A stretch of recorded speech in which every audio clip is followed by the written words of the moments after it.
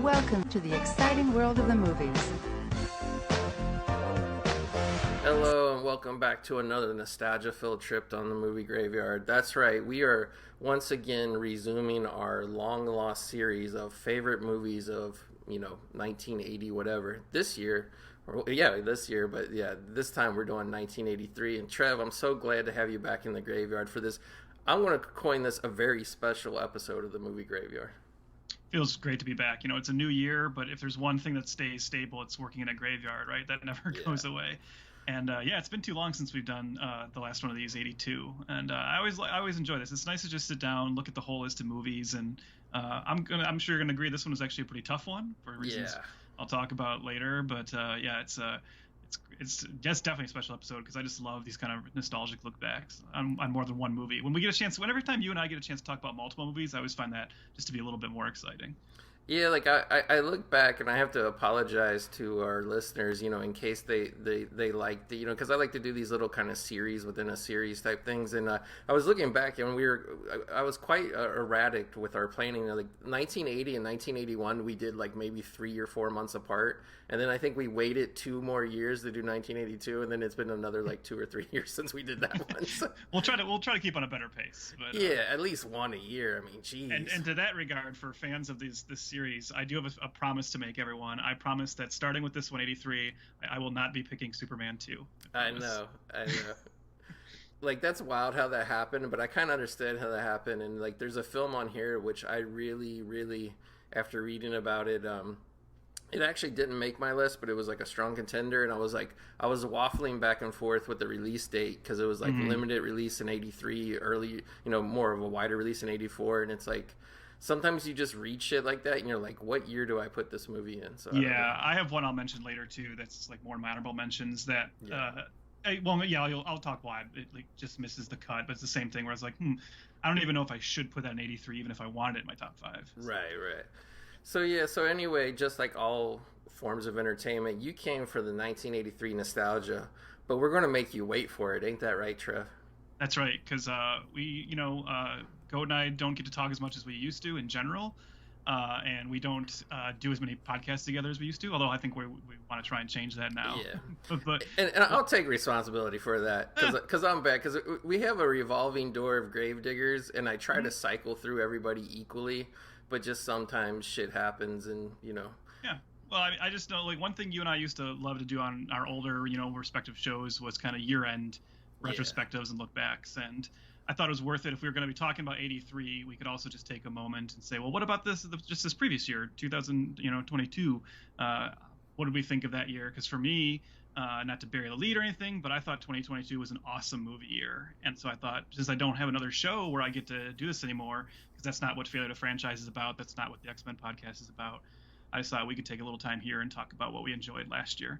Yeah, for sure. And Like I'll just give you the majority of the spotlight on this because I want to say I am not like a living in a small town with one multiplex major chain theater. There's a lot of stuff that either doesn't get played at all or it gets played for a week and like I miss it, and it's just like, so like literally I would say probably some of the top 4 or 5 movies I wanted to see of 2022 I haven't seen. So like usually my rotation is usually not until March or April of each year that I get caught up on the previous years. So like I'm just gonna like tell you how it is, Trevor. Like my list is mostly junk.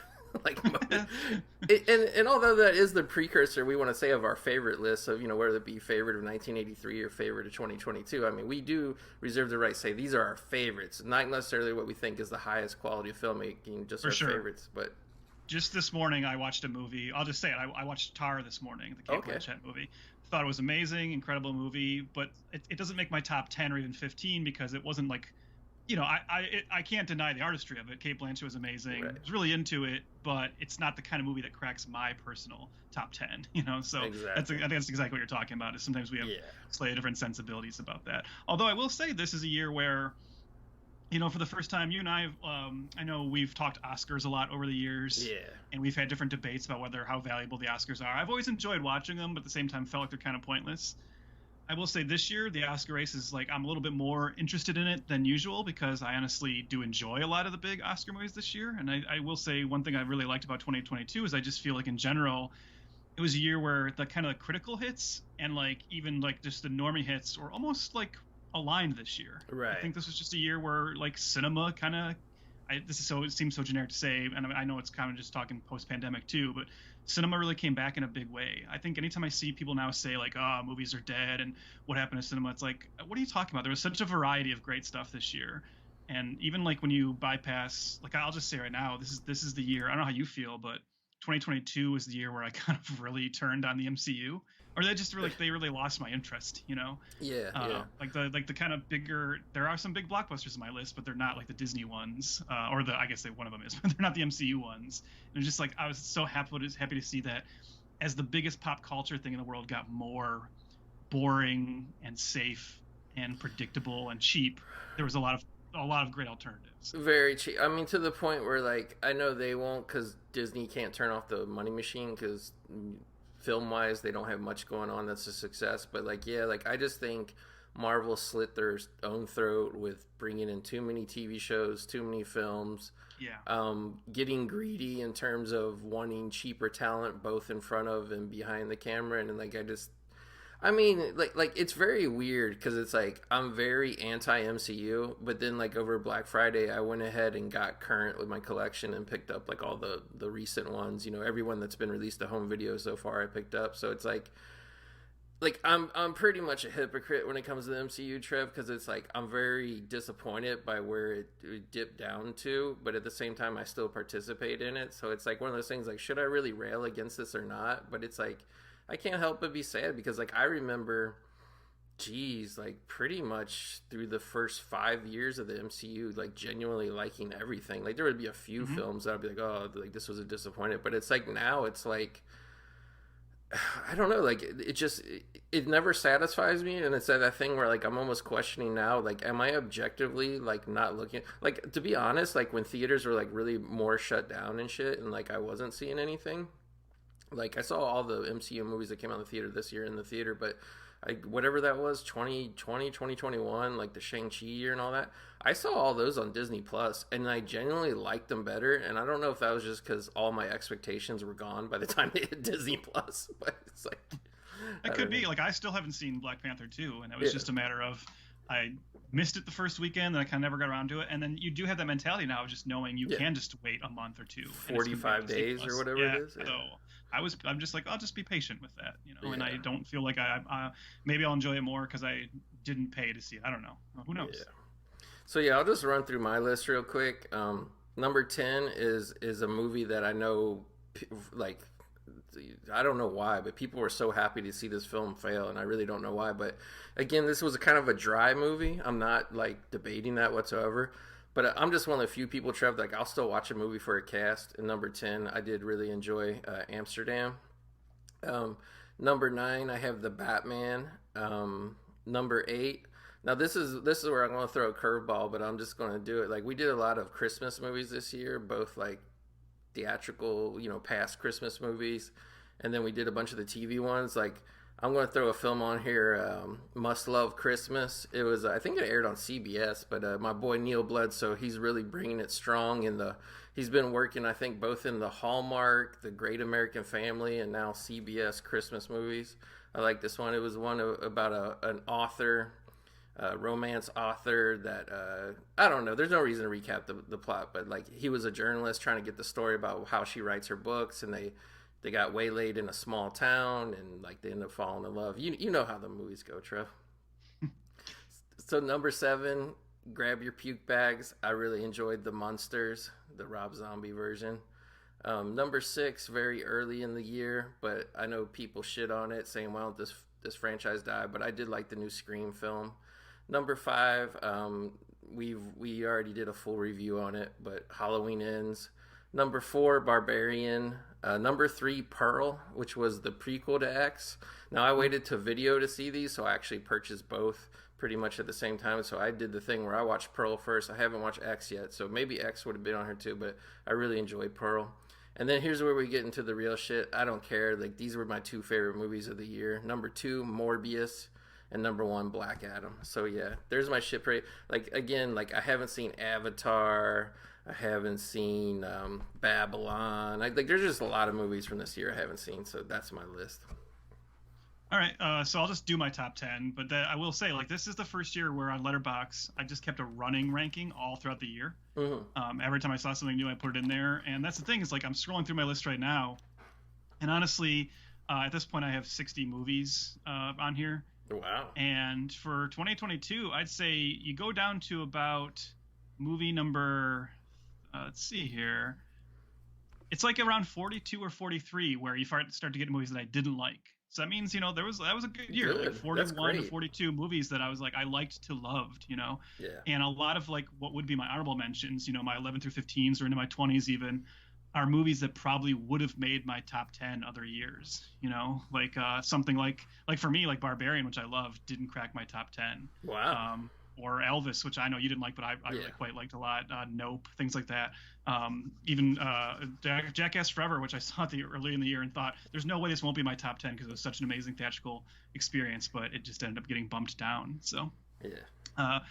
We have a couple overlap here, but not too many. Not surprisingly, perhaps you and I have that's usually been the case. Yeah. But my number 10 is Pearl. I did see both, and I do think Pearl is the better of the two films, and especially it works really well, I think, once you have seen X too. But just Mia Goth's performance alone probably made it deserve this spot.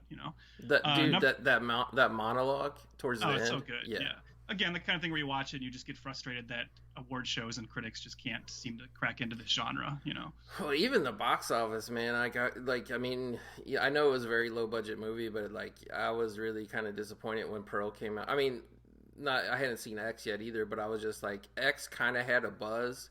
And, at least it didn't do gangbusters at box office, but I felt like a lot of people talked about X, and then when Pearl came out, it was just kind of like a week and a half in the theaters and then gone. Yeah, it's weird because Pearl definitely had the better critical buzz, but I think you're right. They tried an experiment of the surprise prequel in the same year, and I just don't think it paid off. But I'm glad it paid off enough for A24 to allow him to make the third one. Right. So that's my number 9 is Avatar: The Way of Water. I just feel such vindication about this. Someone who's always loved Avatar and defended it, to see it come out and now it's about to hit the 2 billion mark, and also just do very well critically. And everyone I know who saw it, even I know people who are doubters of the first film and have to admit this one is better. On a story level, it's again, see it in the big screen if you can, but just James Cameron, there's nobody better at making these kind of big blockbusters. So. I agree. I haven't seen the new Avatar, but me, I've just been so tired of, generally, I know we all have opinions based on previews and shit, but this, even before there was an Avatar 2 preview, just the negativity surrounding its production, I hated it. I hated what people were doing. So yeah. My number 8 is a movie I think you'll probably quite dig when you do get to see it, and that's The Menu.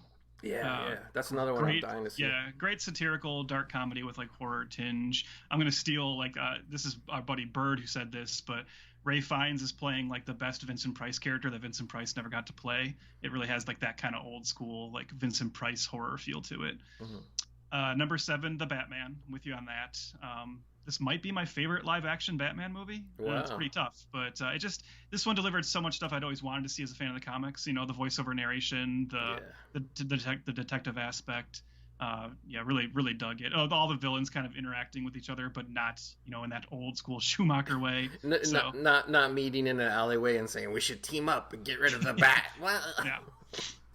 My number 6 is the Tollywood film RRR.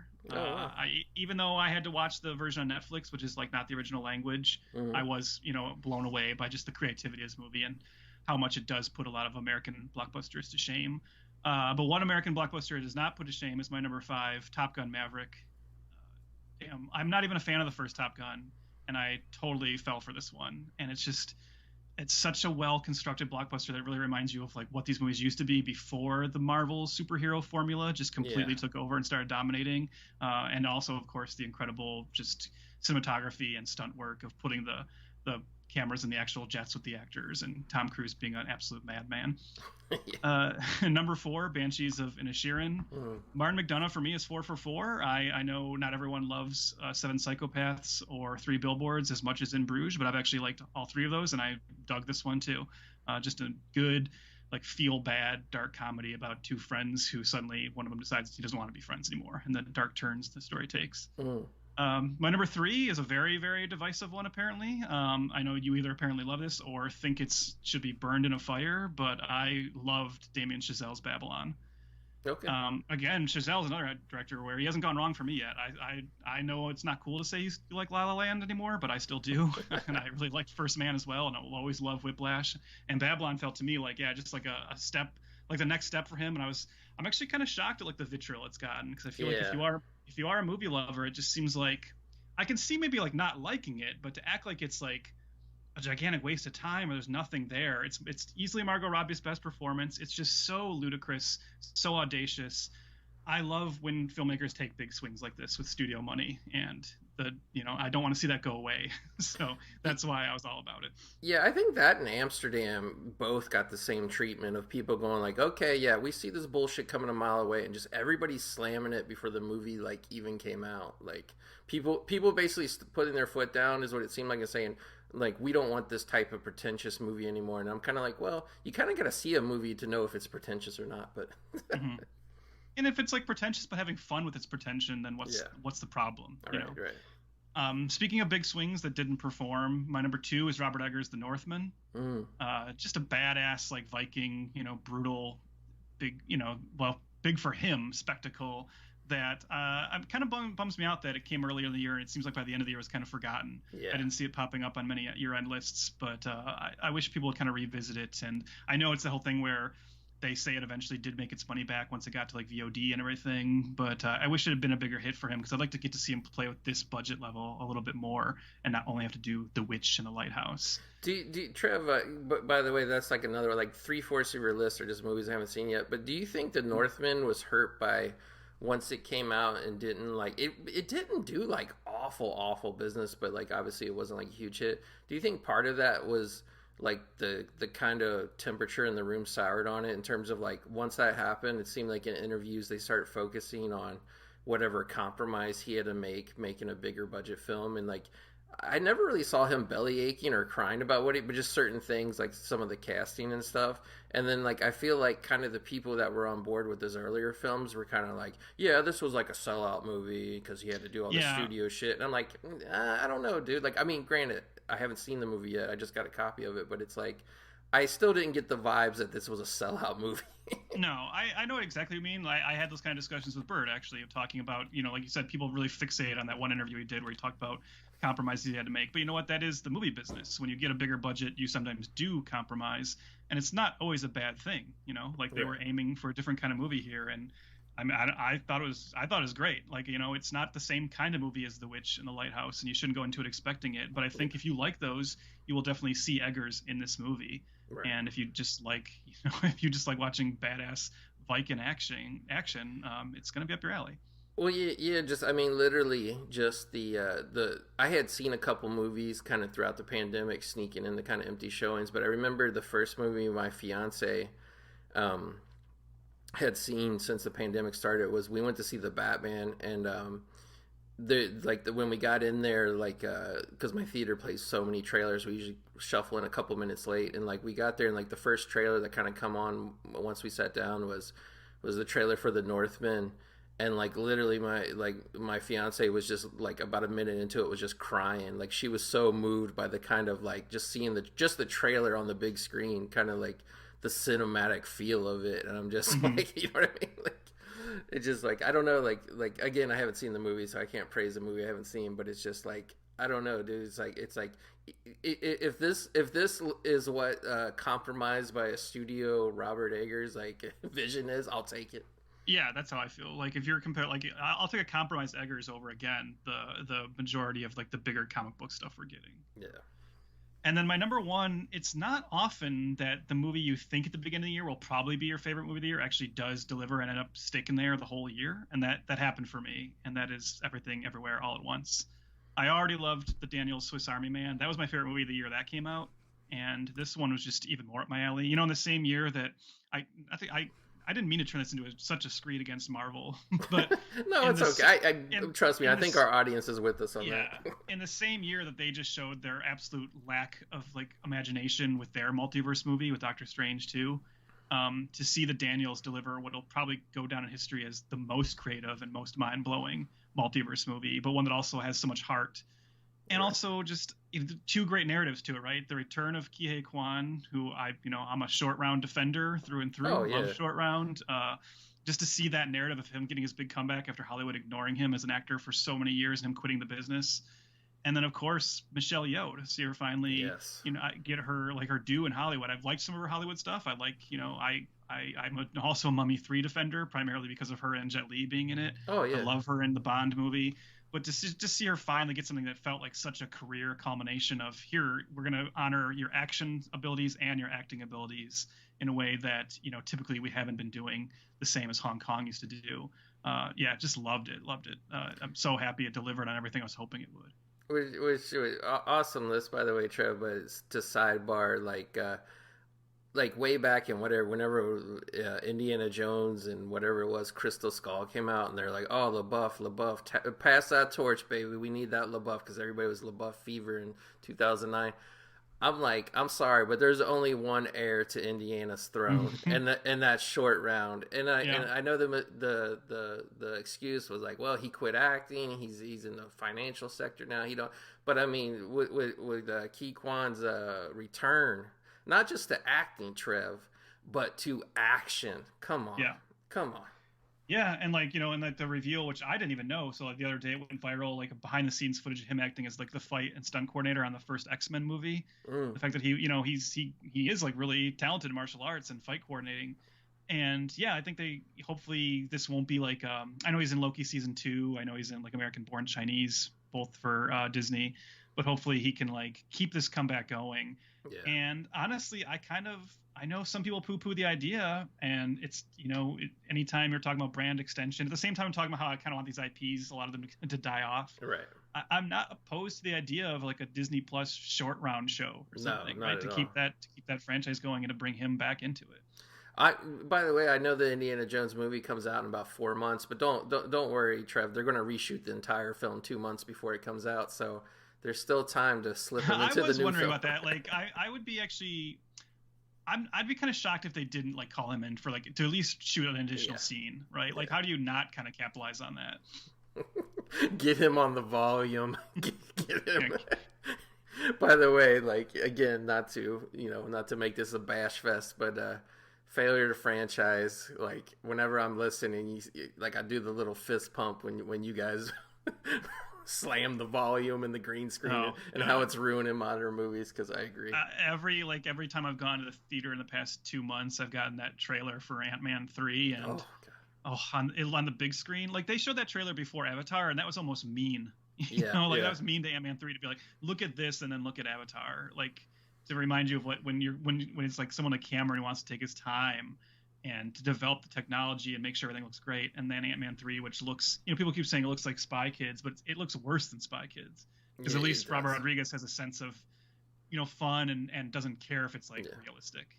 Which really sucks too, because to be honest, the Ant-Man series, I know it's very minor for most people, but it in terms of franchises within a franchise, that whole Ant-Man thing, I love it. It's one of my favorites. I love Paul Rudd, obviously. I love the chemistry him and Evangeline Lilly have, and obviously Michael Douglas. And I know Michelle Pfeiffer's been in the fold for a little while, but she still hasn't had that much screen time to where, So, I was, look, the whole time that movie was in production, I was looking forward to it, and then they just started hyping it up. Oh, this is going to be a Thanos Avengers level movie, and I'm like, well, I guess if that's the case, then that means we just have to look at green screen the whole time. Yep. But so borrow a little bit of our formula for the other years that we do. Was there any film that you wanted to say you didn't like? You put your foot down, didn't like? Oh, there were definitely films I didn't like. Look, I disagreed with you on certain things. I did not enjoy Amsterdam or The Munsters. The absolute worst movie I saw all year was the Firestarter remake. Oh yeah, that was bad. It was just that was the kind of movie where you watch it and you wondered why anyone involved was even bothering. Because it seemed like just nobody came with any kind of vision or interest in doing anything. I cheaped out and watched it on Peacock the weekend it came out, and it still was a waste of time. Yeah. I was really disappointed by Alex Garland's Men. Oh yeah, I still need to see that. Yeah, I don't know. I've liked everything he's done up to this point. And it was my worry with Men when I saw the trailer was I was like, is this just going to be a movie where it's like you get it like right? It's like men are bad, and that's kind of what it was. And then and then I will just throw out. It's fairly obvious now, but from the high of how much I love Thor Ragnarok, the disappointment of Thor Love and Thunder was pretty shocking. That was one I was hyped for. I thought for sure it would deliver again, and I don't know. Actually, that was the one Marvel film of 2022 I didn't see in the theater. I waited for Disney Plus, and I gotta say it was a good move because I ended up buying the Blu-ray or whatever of it, but that first hour, Trev, was hard for me to get through. That was probably and I have a lot of criticism for a lot of different Marvel movies, but that first hour, the second half kind of started getting a little more surreal and fun, and I was able to okay, but that first hour, holy shit. And okay, I guess we need to talk about this. Take the temperature in the room. Taika Waititi, and I'm thinking particularly the Russell Crowe cameo whole scene. Is his sense of humor has it gone over the top? Has he just run out of creative juice, or what? Because you know what I mean? Yeah, it was interesting to see the reaction to that movie because I'm sure you saw it too. Film Twitter seemed to turn that into a dogpile on Taika Waititi and say that he's never been talented. And I had a really hard time getting behind that because I've loved most of his stuff. Hunt for the Wilder People is amazing. Well, obviously, What We Do in the Shadows is one of my favorite horror comedies. Like I said, I like Ragnarok a lot. I like Jojo Rabbit. I do think seeing Love and Thunder, my assumption is that he never really wanted to do another Thor movie, and it was the kind of thing where Ragnarok was such a big hit, it was a bad career move not to do another one. They came to him and he's like, well, of course I got to do it. And I think him and Hemsworth just had so much fun riffing on that first one that they decided, let's just do that. Let's just get on set. that's the thing. Every serious element that was handed to him, from Gore the God Butcher to the Jane Foster story, which is handled with so much more care and pathos in the comics. Yeah. They handed it to him, and he just had no interest in that. Him and Hemsworth both wanted to fuck around and goof off on set. And then, you heard the stories about how the first cut was 4 hours, and they had to whittle it down. I think that's just he treated it like an Apatow movie, right? Yeah. I was gonna say, Trev, there was something weird. I think that's the movie I'm thinking of. That I remember, looking it up when it came out. It was running time 2 hours. Exactly 2 hours. I'm wait. There's no movie that's exactly 2 hours. Whenever you see something that's where the producers took over, and I'm not saying the producers took over on Thor Love and Thunder, but I'm just it's usually a situation whenever you see a movie with the insanely precise runtime of either 90 minutes or 2 hours, that means that almost always means that there was a longer cut. And it was especially with a Marvel movie right now, where now they're just letting all of them run to 240 or 230. Yeah, I kind of forgot about that. I don't have vitriol for it, but I'll say my biggest disappointment of the year was actually Wakanda Forever. Just from the standpoint of as soon as they announced, unfortunately after Chadwick passed away, they announced they were doing that movie, I was so curious, what are they going to do? You know what I mean? Mm-hmm. And and again, this is maybe more my own fault, but I just had all kinds of grand visions of different things. Not even anything specifically they could do, but I just thought it was going to be somehow more artistic and more ethereal, and they kind of just ended up, in my opinion, this is just my opinion, but I feel they just took the easiest, laziest way out, and it's oh no, yeah, what everybody thought was going to happen 2 years ago is just what happened. Yeah, I haven't seen it yet, so I can't really say anything. I've definitely seen a mixed reaction to it. My feeling, and it sounds like this, I feel like you kind of lay here a little bit too. My feeling is, even if I'm ultimately disappointed in it, it'll be hard to be too mad at that movie, because obviously I'm sympathetic to the fact that they had to change it all on the fly. And I'm not envious of the position Ryan Coogler was put in with that movie, so. Yeah, I mean, that's the thing is I won't really like slam it in terms of, because I know a lot of people don't like the way Namor was handling shit, and it's just like, I'm kind of like, I think you're kind of damned if you do, damned if you don't. Not only making that movie, but making it as quick as they did. I think they were stuck in a rock and a hard place. But it's just like, I just wish something a little more unorthodox and kind of like artistic, and not just because when you watch it, it's just kind of like, oh yeah, this is just another Marvel movie putting the stakes down, building the roadmap to the next phase of Marvel. You know what I mean? So, like, I don't know, I'll just let it out there. The one thing, and I guess it wasn't a movie, so this is kind of a cheat, but I got to vent a little bit, and I'm just curious where you were at on it, Trev. The one thing of the year that I genuinely kind of did hate, and again, it's just one of those weird things of like, it's not even that it's so bad, but it's like, I feel like they just like shit it out just to get it out. Dude, I was so I don't know. Just there's really nothing about Star Wars Obi-Wan that I liked at all. I'm with you, man. I think in my review I said something that if it was only the first and last episodes, it would have been fine. Yeah. But like everything in the middle, it really had the feel of what we know it was, right? Where it was written to be a movie, and then suddenly at some point they said, well, no, it's turned into a 6-hour show. Yeah. And everything put in to create the filler. And it was really, I think you and I have talked about prequels before and my general problem with prequels. It's obviously, I had a prequel in my top 10, so it's not like I'm against all of them. But when you do a prequel that doesn't change anything about what you know, Obi-Wan didn't reveal anything that we couldn't put together ourselves. There was no real impetus for it to exist. It was, I didn't like it either. I mean, I didn't even watch Andor. Like, and I know everyone loves Andor. I'm sure it's really good, but I just like Obi-Wan, and even like the kind of, Book of Boba Fett I gave up halfway through. I just felt like so checked out on that stuff this year. Yeah, like I gotta say, the main thing that really pissed me off, I agree creatively, Obi-Wan was just filler city, but the one thing that really kind of the thing that actually angered me the most, Trev, was I never thought, for the most part, The Mandalorian, The Book of Boba Fett, I don't think those, there was occasionally an episode here or there, but for the most part, I never thought those movies or those shows looked cheap. Yeah. But in Andor, I've only seen the first 2 episodes, but in Andor does not look cheap at all either. But Obi-Wan looked like the cheapest shit, even down to the cameras they used. Like some of those low-level light scenes, like where they're in the caves and at nighttime. Like there's even just like a fuzz and a grain and a noise to like what they captured in the camera.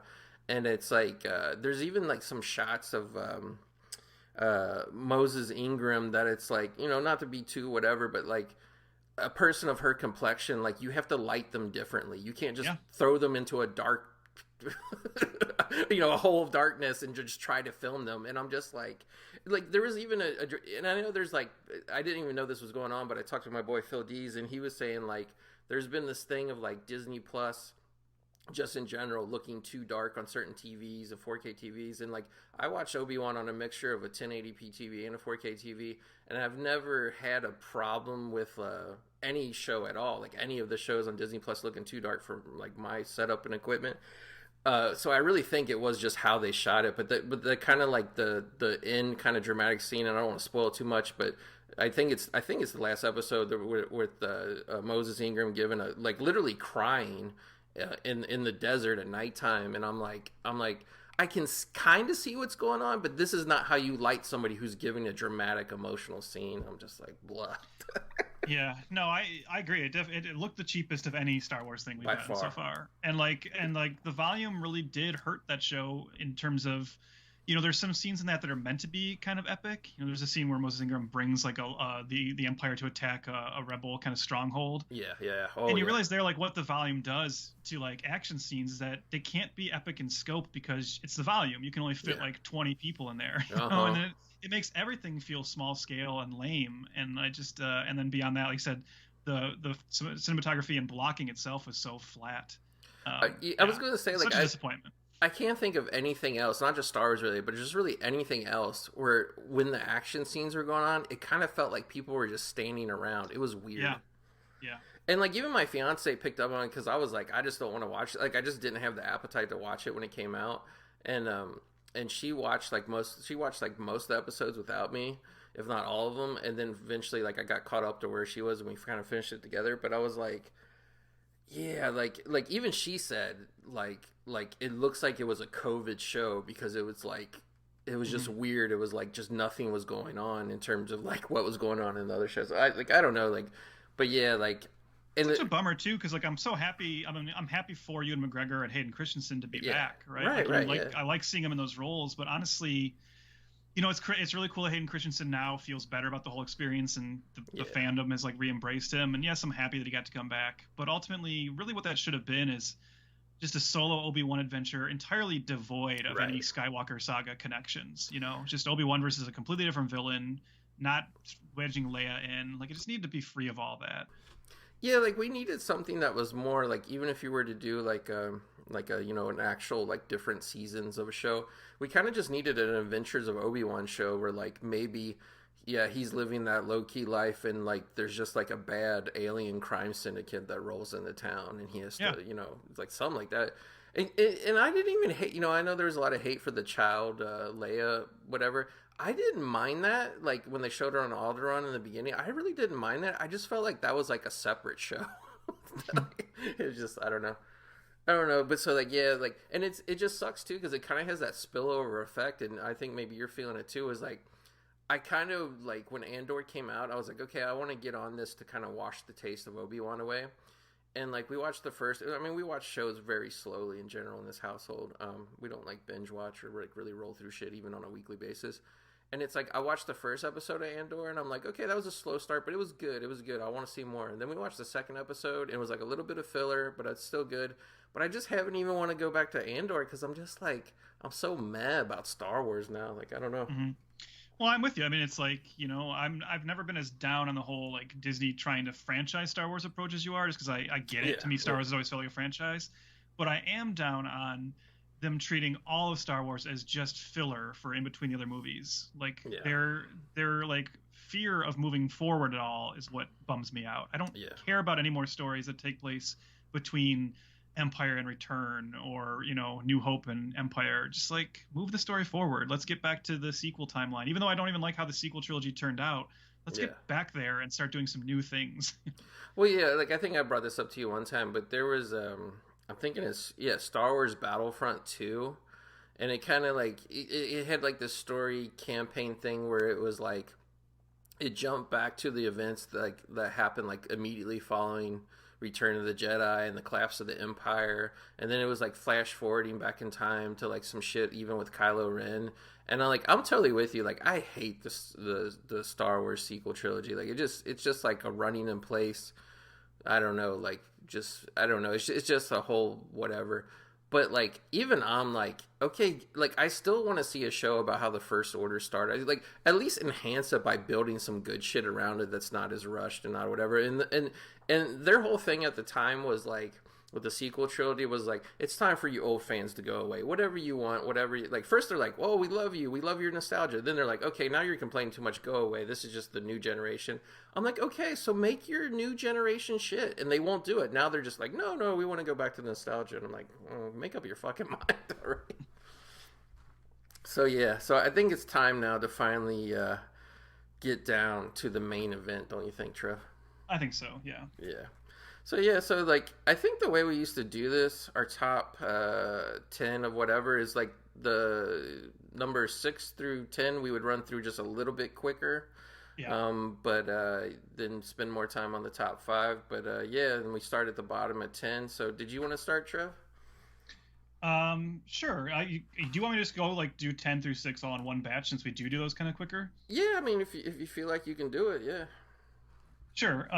So let me just quickly throw out the one honorable mention I mentioned earlier that I'm actually going to leave off, and because of where it fell, but where it would have been in my top 10 if not for me being kind of like, I don't know about this.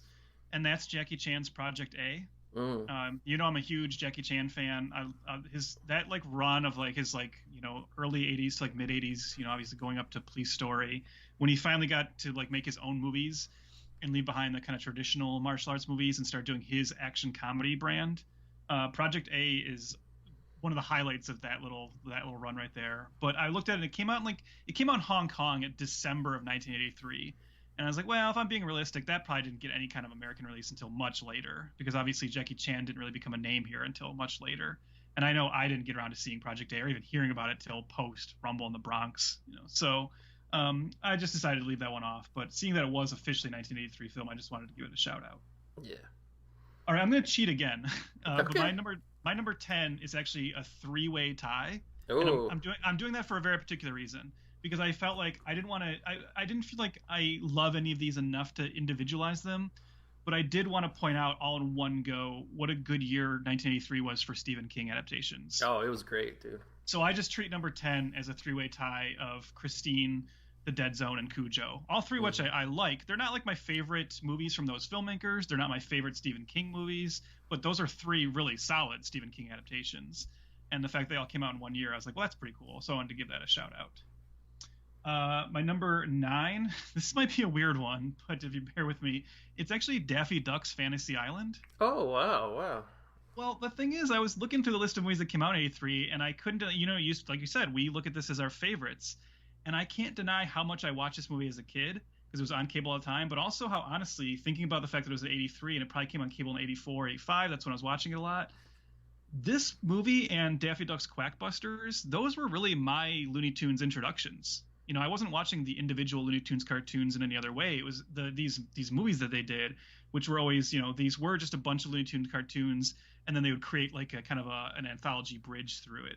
And this one, of course, was Daffy Duck's Fantasy Island, right? So this is him. They were doing Fantasy Island, but with Daffy Duck in the Ricardo Montalban role. And Right, yeah, I love, that. yeah, I love Looney Tunes. I liked those. I kind of wish those were like more readily available. Those movies, Yeah. I'm not sure if they are around, but I like that idea of just taking the cartoons and propping them up with like a quickly thrown together parody storyline like that. Number 8 would be Tony Scott's The Hunger, one of the sexiest vampire movies ever made. Catherine Deneuve, Susan Sarandon, David Bowie. David Bowie, my favorite musical artist, a better actor than I think he often gets talked about in that realm. Yeah. And this is, early Tony Scott. And yeah, just kind of I don't know, it feels like a little forgotten today a little bit. And I wish it wasn't because I think, is. there's other vampire movies that came along in the 80s that I think overshadowed it like popularity wise, but this one rules. And if you're a horror fan and haven't seen it, definitely check it out. Next, I'm going to go to The Right Stuff, the like over 3 hour, I believe, epic saga of the American space program. Yeah. This was the movie I remember as a kid that made me realize movies could be really long. I remember that was always the fascinating thing about it as a kid, being like, how long is this thing? Just feeling like, oh my God, what a chore to watch it. But I do remember being really sucked into it as a kid and revisiting it a few years ago and still really enjoying it. Great performances from, Ed Harris, Dennis Quaid, Fred Ward. But yeah, it earns its length by being a really, good kind of encapsulation of that. It's kind of funny you say that, Trev, because I like when I would see The Right Stuff on like HBO and how long it was, I always thought it was like a mini series that they like cut down or cut the commercials out of. Yeah, and I read today for the first time, I didn't realize it was a bomb, and like that's kind of surprising because it seems like a movie that obviously everyone would get, especially during the Reagan era, right? Like the patriotism of it, you'd think would make it a hit. But I'm guessing people are just like, I don't want to go sit in a theater that long. Yeah, I was gonna say, I mean, that would have been probably the early days of home video, and maybe that, or maybe just movie channels like HBO's where it got its reputation. But I remember even by just the late '80s, it was already considered like a classic film. Mm-hmm. And then my number 6 is we've already kind of mentioned it. We mentioned the franchise. To go back to the good old days, my number 6 is Return of the Jedi. Oh yeah. It's my least favorite of the original trilogy. It's a movie that I've kind of gone back and forth on how much I like it through the years, but in like especially with like the Disney stuff getting kind of more and more whatever. Yeah. My love for it's been like a little bit more solidified, and yeah, it's like it doesn't make my top 5 here. I don't love it as much as New Hope and Empire, but I do think it actually is a really effective trilogy capper. Sometimes it gets a little too corny. I do think it gets a little too childish. I wish it didn't do that. But overall, it ends the story effectively enough, right? You walk away from that very satisfied with the entire trilogy. Yeah. So I guess for my honorable mentions, definitely I gotta mention The Hunger, because that was on my list and I kept dropping it. And again, it was like it's such a good movie, but then I was like, again, I had to go back to the favorites sort of thing and be like, like I've owned a copy of The Hunger, I think even since VHS. That's how long I've been into it. I think it's one of those few movies I bought on like 3 formats. I think VHS, DVD, and now Blu-ray. but yeah, it just barely missed my list. And then again, just a movie I watched a billion times on cable, Trev, was Mr. Mom. Mm-hmm. Let's see. Also, again, it broke my heart to leave this off the list because it was always a favorite of mine. But like, I was just like, over time, other movies kind of popped up the list. But The Outsiders, And like I know it's a short, but like I'm pretty sure I saw it in a theater when I was a kid. But Mickey's Christmas Carol, like that's still my favorite version of Christmas Carol. And then again, I felt like a real bag of shit leaving this off the list, but it's such a great dark horse cult movie, but the king of comedy. Mm-hmm. And then another one was like, again, it was an amazing year for Stephen King adaptations, and I had to bump it back off the list. But Cujo was just a favorite movie as a kid, watching it on cable over and over. So yeah. Can I just quickly ask you, because Outsiders was one that kept kind of floating around on my list too and kept getting bumped down, but I always felt bad about it. But where do you fall on Rumblefish? You know, I'm a bag of shit. I saw it on TV as a kid. I liked it. I've had a Blu-ray copy for years, and I never watched the Blu-ray. Like, and it's one that like every time I'm kind of like, oh, what should I watch? Like in my head, I always say I'm going to do this because like, as we know from Movie Hoarders, our new podcast within a podcast, like I buy so much shit that sometimes things get lost in the shuffle, and I just need to like make a physical pile of like 10 movies on my next 10 to watch list. Because I'm always caught in this thing of like, well, I just got 12 movies in this week. I need to watch at least 2 of these to make, to justify my purchase. And then like old shit that I've had on the shelf forever, I don't get to. But like, yeah, I got a like really nice foreign steelbook edition of it, and I just never popped it in. I think I popped it in to like look at it, like, but not to watch it. I don't know if you saw this, but just recently on Twitter, someone revealed, and I never knew this until, this tweet from just, I think a few weeks ago, but before they filmed Rumblefish, Coppola and the cast did an entire version like in front of like green screen as like an audition version. I did hear about that, yeah. Yeah, and like some of it got put on Twitter, and someone was like, "Man, I would love to see like a full cut of that." And it's like, yeah, that is the kind of thing where if Coppola would be down, it'd be fascinating to like just get to watch the full rehearsal version of Rumblefish, where it's them in front of like obviously really bad green screen doing the movie. But yeah, I just want to draw attention to it because I love The Outsiders. I even like the whole novel version. I think the pacing is like a little off on that one, but I still like it. Everybody gives that version shit. And then maybe it's just because it wasn't the version they grew up watching on TV, but I actually prefer that version. Do you? Yeah. No, I can get that, especially if you're a big fan of the novel. Just to have everything there. But yeah, I always feel like Rumblefish gets a little forgotten, and I think they do. Oh yeah. They're really nice companion pieces. Well, Rumblefish honestly was even lost in the shuffle at the time. Yeah. So yeah, and I actually got it was very cheap. I would recommend anybody to check it down because you can get it for about $12. But there's like a Francis Ford Coppola Blu-ray set that's like 5 movies, and it's a really bizarre like mixed bag of like his older movies and his new movies. But I just got it, and it's got both cuts of like Apocalypse Now in it, but it's got that movie Tetro he did about 10 years ago, which I wanted to pick up because it's got Vincent Gallo in it. But it's got One from the Heart. It's got like one other movie in there, but like Coppola, man, and I don't know if people know this, Trev, but I mean, I think the guy's just sensing his own mortality. He's going back and remastering and sometimes even re-editing like all of his previous movies, and he's trying to get like the ultimate like home editions out there. Even his last movie he did, I think it was called like Twixt. He's got new version coming out. Yeah, he's got a new version. So it's like, yeah, like anybody who's into Francis Ford Coppola, like this is the time, man. Like pick up these releases. It's funny because when you said that you had this, like you said you had a 5-pack of Coppola movies that was really weird, and I don't know why, but in my head I was just like, I hope he says it's like Godfather 1 through 3, Dracula, and Jack. Like that would be a great like 5-pack. Yeah, again, like I don't want to judge anybody. An artist is an artist, and there's different ebbs and flows. And I've seen the movie Jack, but I'm just like, I just can't fucking believe Francis Ford Coppola. Because you would think Francis Ford Coppola making that movie would make it kind of overly saccharine and sweet. And again, I haven't seen the movie in probably 15 plus years, but like, it just seems like your average studio bullshit comedy. No, that is the weird outlier in his career. I still sometimes to this day see people say it's weird that he did Dracula. Yeah. And like I don't agree with that at all because Dracula he fills with all the old like traditional movie special effects techniques. And it's like you get why a film nerd like him would want to do that movie and make it so operatic and like bombastic.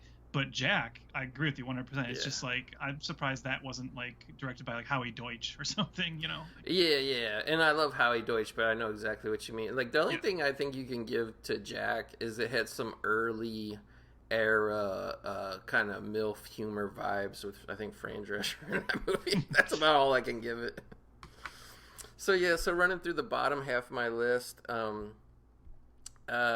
Number 10, again, I will not sell you that this is a quality film. This is actually something I've only recently discovered in the last 10 years, and it was one of the first movies we covered on this podcast. But I love the Charles Bronson thriller 10 to Midnight, Trev. Yep. And it's just real quick. It's about Charles Bronson, obviously, as a no-nonsense cop that is tracking a serial killer who commits all his crimes naked as to not leave any evidence. Which is funny because in the modern era of DNA, being naked would actually be more of a hindrance than anything else. But yeah, it's great. Like, the opening scene is the killer goes to a movie. He acts obnoxious so people like recognize and remember him being at the movie. As soon as the movie starts, he goes in the bathroom, he climbs out the window, he strips down naked, kills some people at a nearby lover's lane, and then sneaks back into the movie theater so people can see him again, leaving when the movie's over. Brilliant. Number 9, I got some real hillbilly shit here. This is some real hillbilly bullshit to pull here, Trev, but I am a fan of this remake. I love it, but I've never seen the original film, and I hate when people do that, but I'm doing it right here. And that's actually the Richard Gere starring version of Breathless. Okay. Even since I was a kid, like, this movie always caught my fancy, and it's weird because it's kind of like a slow moving kind of thing, but I just kind of love this.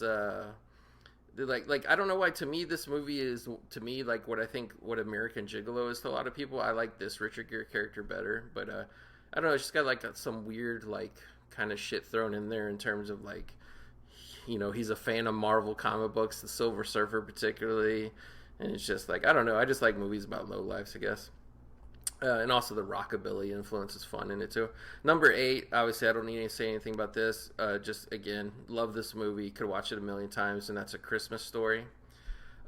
Number 7, already we're getting into the Stephen King. And I like this movie has just always stuck with me more for the filming style of it. And obviously classic director, but talking about Stephen King's John Carpenter's Christine. Which, by the way, Trev, how do you not market? Like, I know John Carpenter got to put his name on all his movies, but how do you not call it Stephen King's John Carpenter's Christine? Yeah, that was one time where Carpenter should have taken the L on that. Realized putting King's name on would have given him a little bit more box office, especially at this point. And it's funny too because I still have pretty vivid memories of seeing that in the theater as a kid, and it's like really weird because obviously now everybody's amazed by the effects of the car coming back apart, getting crushed and coming back apart, and all the scene that always stuck out in my mind, Trev, of that movie is the scene when they're at the drive-in and Christine starts basically making the girl choke in the car. Like, I don't know why. Like, to me, that's the scariest scene in that movie, and it's like super minor. Number 6. Again, this is like nostalgia. Remember people talking about this movie. Remember renting this movie. It was a theatrical release, but it was obviously a movie that kind of, you know, got more play on video. But I don't even know if you ever seen this, Trev. You ever seen this film Nightmares, the anthology horror film? No, I know of it. It's like Emilio Estevez, isn't it, right? Yeah. And, I mean, to be really fair, it's kind of like uneven. It was one of those things where it was it's a Universal movie. It was made to be a TV pilot. But, like, they looked at it and they're kind of like, oh, this is so good that it's like, we should make this a movie. And, like, they shot, like, literally, like, 1 or 2 inserts of blood just to make it R-rated to put in theaters. So, like, you kind of have, like, if I'm remembering correctly, the first story is just a basic urban legend thing of, like, the lady who goes out. She actually goes out to get a pack of cigarettes, and she you know, while she's in the store, basically a serial killer jumps in the back of her car, and he's in the back seat waiting to kill her, and like everybody's trying to warn her, and you know, shit, and you know. And then the second one, I think is the second story, is like the really crazy Emilio Estevez ones where it's like, what I love about it too is like it was the movie, or it came out right before Repo Man, and he kind of plays a prototype of Repo Man. Like, he doesn't have the spiked hair, but he kind of has the punk thing, and he's always listening to a Walkman, and he's listening to pretty much a lot of the bands that were on the Repo Man soundtrack too. And he gets obsessed with this arcade game, the Bishop of Battle, and he's like there's a rumor that nobody's ever beaten it, so he wants to beat this arcade game. And like basically he sneaks into an arcade, breaks in at night, and like the arcade game like basically breaks apart, and like all the like, it's amazing. It's like Tron, not even Tron level, but like early 80s CGI animation things are like coming. It's like a little gun game. So he's got the gun and he's like trying to shoot the shit that's like trying to, you know, kill him in the real life. Like the game comes to life. And then the last one is actually, I can't remember if it's the last one. No, it's not. But there's one where Lance Henriksen is a priest, and it's just a remake of Duel, but he's getting chased out in the desert by a demonic truck. I don't know. Like, it's very low level, but it's like when you see it, it's one of those things like it's so lovable because it's like the most 80s movie, if you know what I mean. So like, yeah. So that's it. So big props to those 5 movies, which like some of those kept bouncing up and down in and out of my top 5, but yeah. So can I just mention another couple honorable mentions because you did a couple. And yeah, go for it. No, go for it. Yeah. I did my top 10. I mentioned Project A, but another 2 that kept kind of floating in and out. I just wanted to draw attention to. And this was like a really tough year. I am shocked looking at the list of some movies that just got entirely left off because there are some favorites here that I do like to revisit that just didn't make it into my top 10 or honorable mentions. But 2 I felt worth mentioning are Superman 3. Yeah. I won't do Superman 2, but Superman 3. Look, I'm not blind to the problems with this movie. I realize it's not as good as 1 and 2. Obviously, Donner is very missed. But I think what Richard Lester does with it, in terms of just making a goofy Richard Pryor comedy into a Superman movie, there's still some really good stuff in this. And I've always really enjoyed the whole sequence where Superman goes evil. Yeah. Even culminating in like the fight between, you know, good Clark and bad Superman. So yeah, I dig that movie, even though it's really sloppy. And then another one, I don't know. I'm guessing this is a movie you like. I don't know. I don't know if we've ever talked about it, but Strange Brew. Oh yeah, man, I watched a lot as a kid. Talk about a pop culture like sensation of a time that's completely kind of forgotten about today.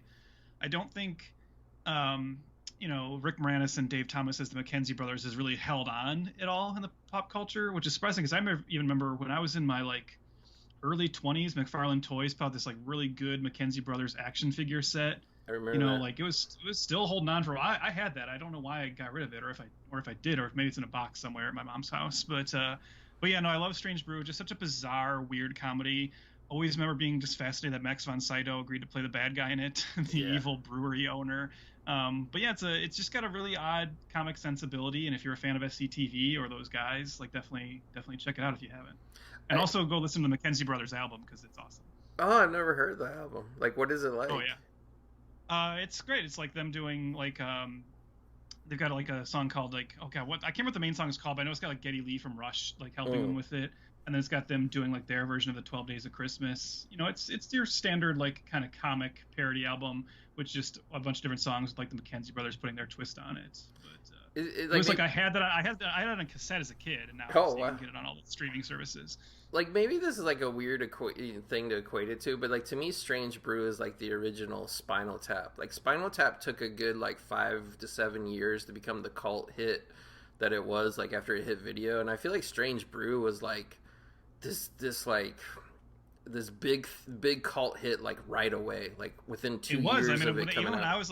When I was like a kid going into teenager, Strange Brew was one of the movies that like the cool kids liked. Right. Like you knew you found someone with like a cool comic sensibility if they liked Strange Brew, because it was never a big mainstream thing, but it was one that like already was a kind of cult hit. But I feel like that's just a cult hit that hasn't held on the same way as some do. And it's weird too, like, and maybe there's another reference point that I don't know about, but to me, I always equated Strange Brew as being the thing that started the kind of mocking in American culture of Canadians. Yeah, like the hoser and A and maple syrup and all that shit. Like, yeah. And it's them, they're Canadian doing it too. Right, yeah. So yeah. I just wanted to throw those 2 out because I felt I didn't want to not say anything about them. I can't remember like when we would do the movie of the year that we didn't like, but I think sometimes we would throw it in before we went into the top 5. Do you just want to do the negative one now so we don't end on a negative note, Trev? Yeah, let's do that. Yeah. So this was a year where like I had to search really hard, Trev, to find a movie that kind of rubbed me the wrong way. I did not. Yeah. Okay. So again, this is just something. I've tried to watch this a couple times, and when I say try to watch, I don't mean like I popped in and out of like whatever. Like I tried to watch it from beginning to end.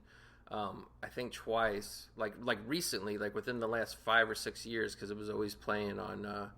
It might have been in MGMHD, I'm not sure. But I recorded this, and I would try to watch it, and I was like, I couldn't get into it. But that movie that's like it's like a parody of classic 50s science fiction called Strange Invaders with Paul Lamat in it. I could never get into that movie. I tried and tried, and it just seemed like something that was up my alley, but I could never get into it. And I want to say, I was reading the Wikipedia about it. I want to say it was shockingly, I can't remember. I don't think he directed, but I think it was like one of the first writing things of Bill Condon, who would go on to do like Gods and Monsters and Twilight and all that kind of shit. So I was surprised to find out he was behind it. But yeah, it's just I'm looking at it now, and I'm not even sure I've ever even seen this. Yeah, it's super obscure, and like I didn't even know it existed until a couple years ago. I don't have it anymore, but for a while there, I want to say like around 2015, 2016-ish. I think maybe it's 2016-ish. I got Dish Network, and they had some really obscure movie channels. Like one was called Retroplex, one was called Movieplex, and then obviously MGM HD, which is no longer around. It was my favorite movie channel, unfortunately, but it's no longer around. Those three would like play that movie a lot. So, and I looked at the year, and anything that's from the 80s that we catch in the guide that I never even heard of, I'd be like, oh shit, I need to see this. And like, it's got a good cast and everything, but just when I would watch it, it just seemed like, even though it's like a real movie, you know, like with a real budget and real actors you've actually heard of, like you just watch it, it just seems like some student film shit. Like the only other movie I can think of that I came across that was like that, and we brought it up I think on a previous episode, was like, it just reminds me a lot of like Shitty in the same way that Student Bodies was. Mm-hmm. Yeah, it's weird. I think in my head, like anytime I saw that movie, I think I was like conflating it with Hooper's Invaders from Mars. Right. And like thinking it was like the same thing, but obviously from what you're saying, it's not. But I do see Nancy Allen is in it, so I mean, I still would watch it. Well, yeah, Nancy Allen, Paul Lamat. So I'm just like, yeah, but I don't know. Maybe one day I'll come across it again on streaming or cable. I'll finally get into it. Well, the one I decided to choose, you know, it's funny because my other podcast is Failure to Franchise, where we look at movies that failed to start a franchise. But we've often talked about how we're so happy we don't have to do franchise killers, like the movies that are so bad they like destroy the franchise. And that's where this falls on. And I will say quickly, for like a little bit of an honorable mention here, for a long time when I knew we were going to pick like one movie we didn't like, I thought for sure for me it was going to be Octopussy, which is just my least favorite Bond movie. I'm not really big into the Moore era in general, but I really think that's like the ultimate like nadir of the whole franchise. I just think it's like incomprehensible and not fun, even though it's trying so hard to be like another goofy Moore movie.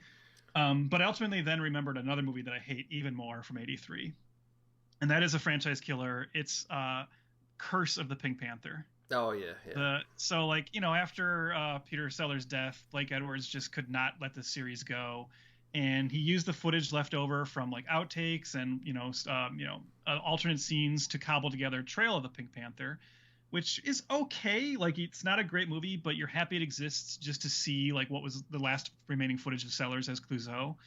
And then they pushed it too far and did one more with no remaining Peter Sellers footage. 83 gave us Curse of the Pink Panther, and this is just such a train wreck. And actually, Roger Moore's in this as well. He actually plays Clouseau, having gotten plastic surgery to now look like Roger Moore.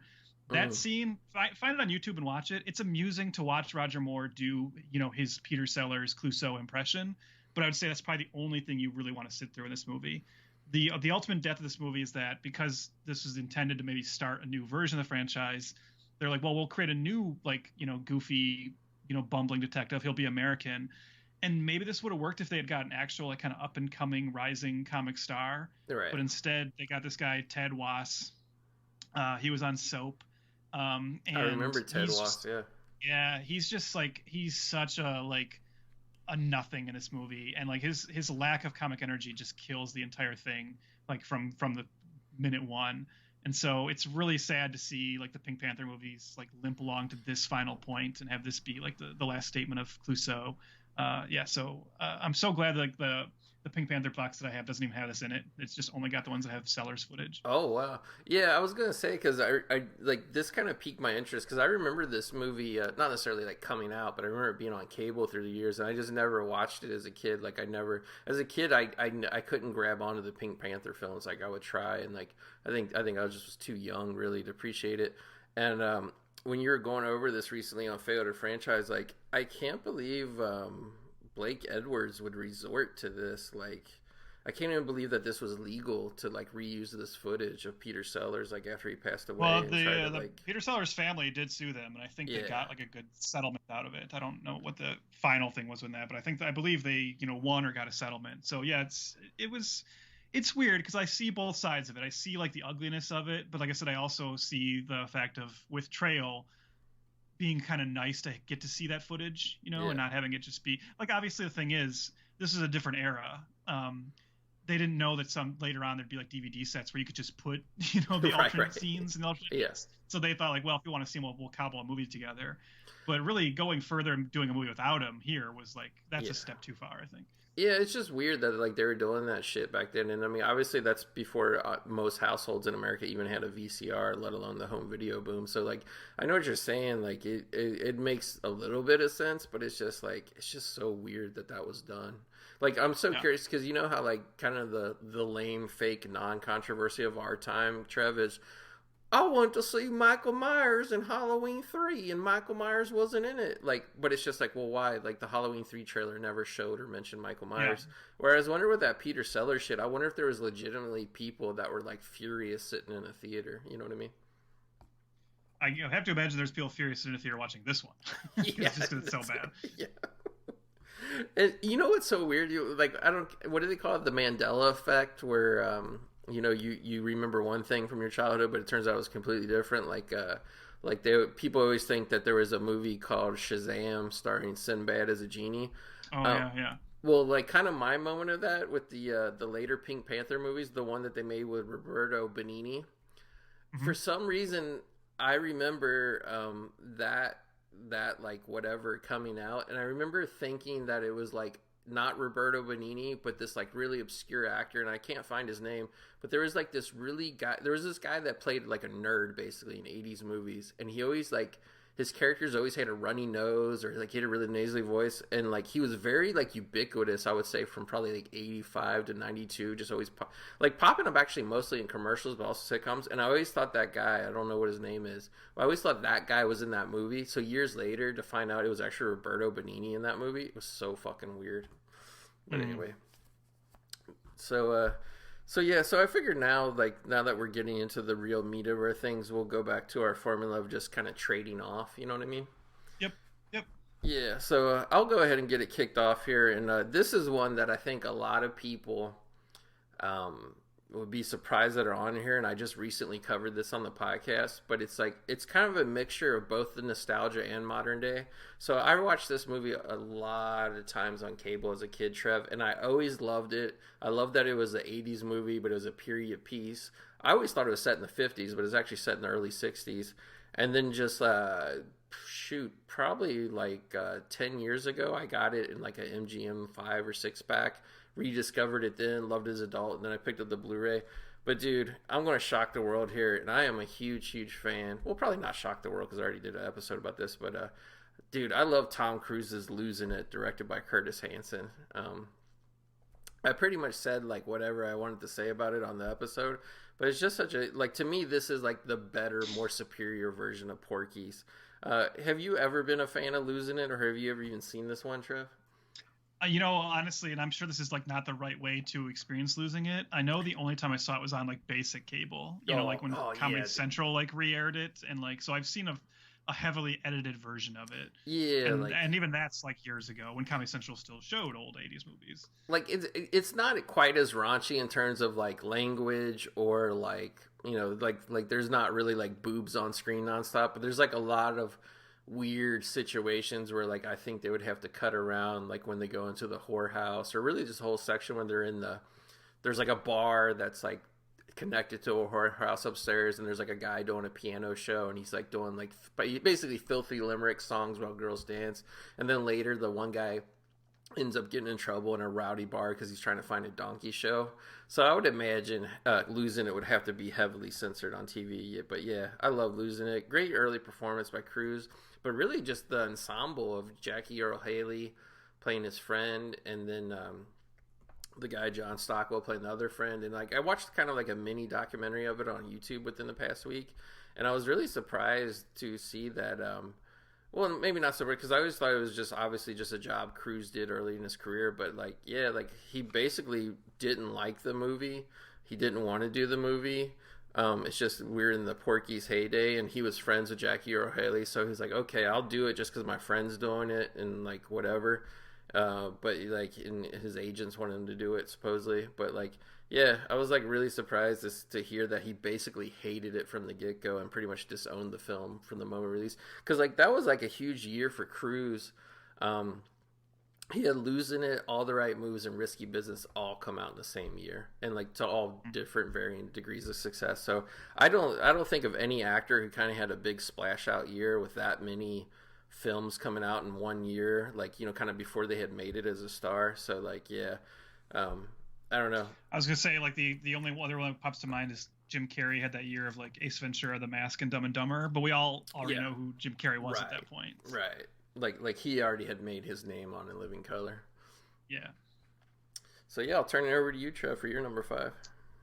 All right, my number 5 might be surprising that it's like this high on my list, that it made it into the top 5. I think you've already briefly mentioned it. You and I were even talking about it before we started recording. But I really just had to be honest and say, if I'm thinking about like what movies are my favorites and which ones I've revisited and thought about the most, I'm going to go with Bob Clark's A Christmas Story. Yeah. It is just recently this December, my girlfriend and I wanted to watch like just tons of different Christmas movies, and we sat down and watched this one in preparation for the new sequel, which I did quite like.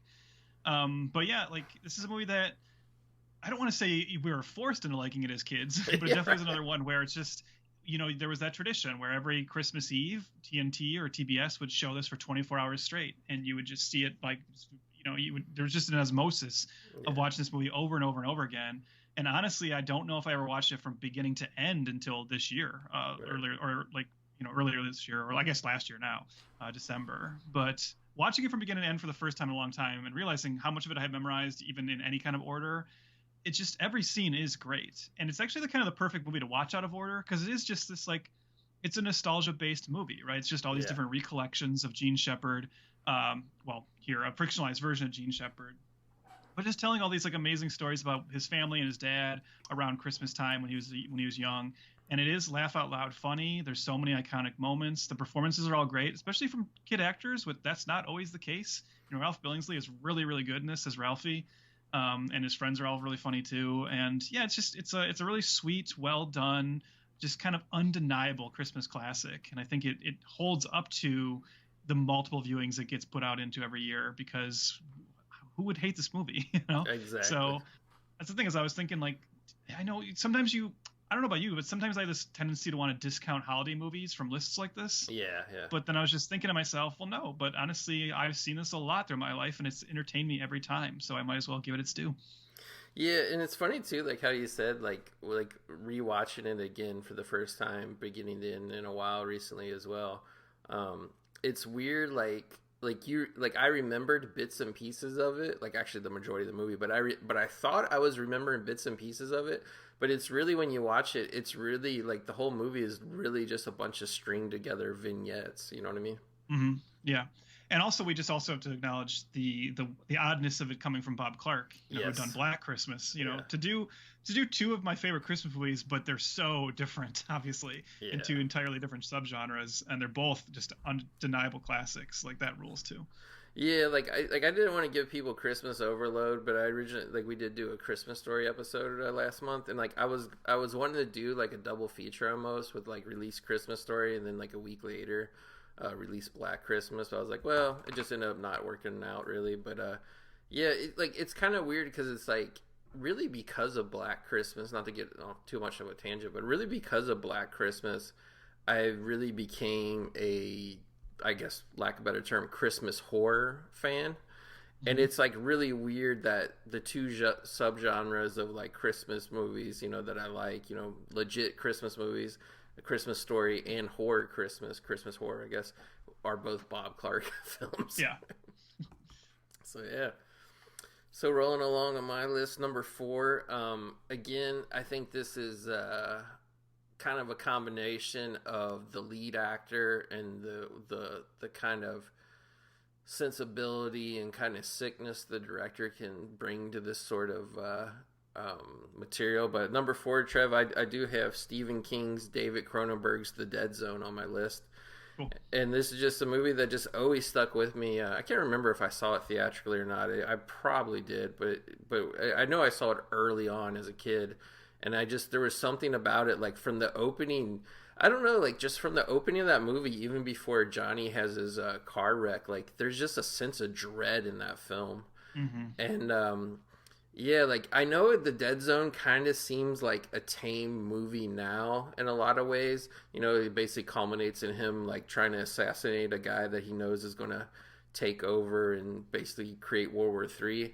But like, Martin Sheen's so great, but like that scene where he realizes that the serial killer, also a movie I guess that's kind of like a lot of little vignettes stringed together in a way, but the scene where they realize the sheriff's deputy is the serial killer, and like they go into that super, like the atmosphere of that super decrepit house, Trev, and then the guy commits suicide by impaling himself on a pair of like bathroom scissors. Mm-hmm. Like this movie has too many images burned in my brain. Like, yeah. And it's a movie I've watched a lot, quite frankly, because you know I bought the DVD like very early on. I think right when the DVD came out, and then like I just recently got the whole collector's edition Blu-ray and all that kind of thing. And like, yeah, like this movie just never, and I mean, obviously it's way less caliber, but I even enjoyed for the first season or so. Like I enjoyed the TV show with Anthony Michael Hall as well. It's just, I don't know. I think it's one of Stephen King's best like kind of story devices for a character.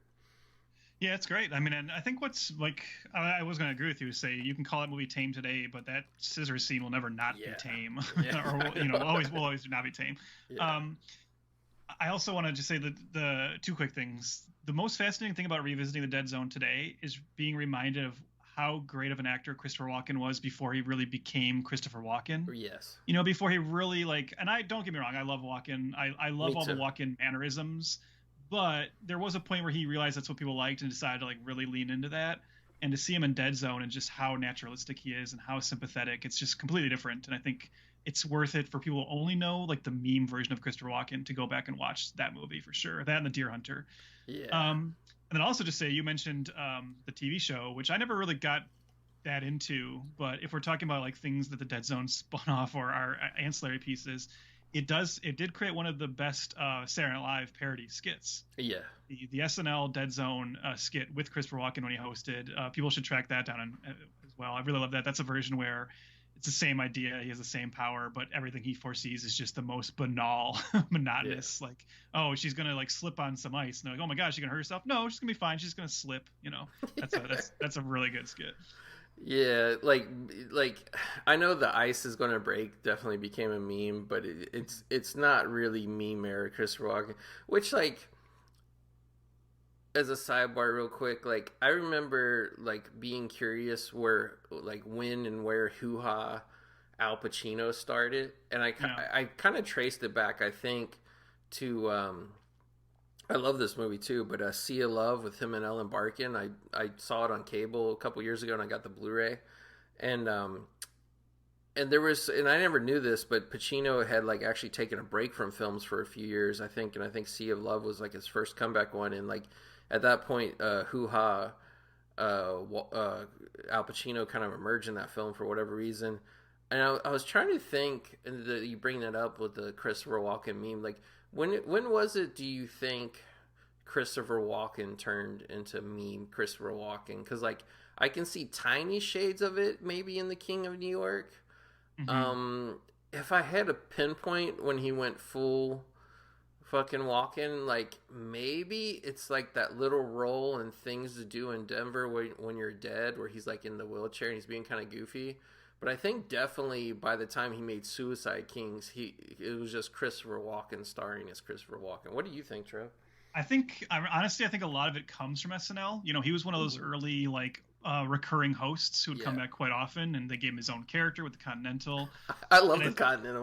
Don't get me wrong, I love the Continental. Yeah, and I love him as an SNL host. Obviously, he's one of the greats. But I really think like that persona of him really started to overtake. And I think you're right. King of New York has it a little bit.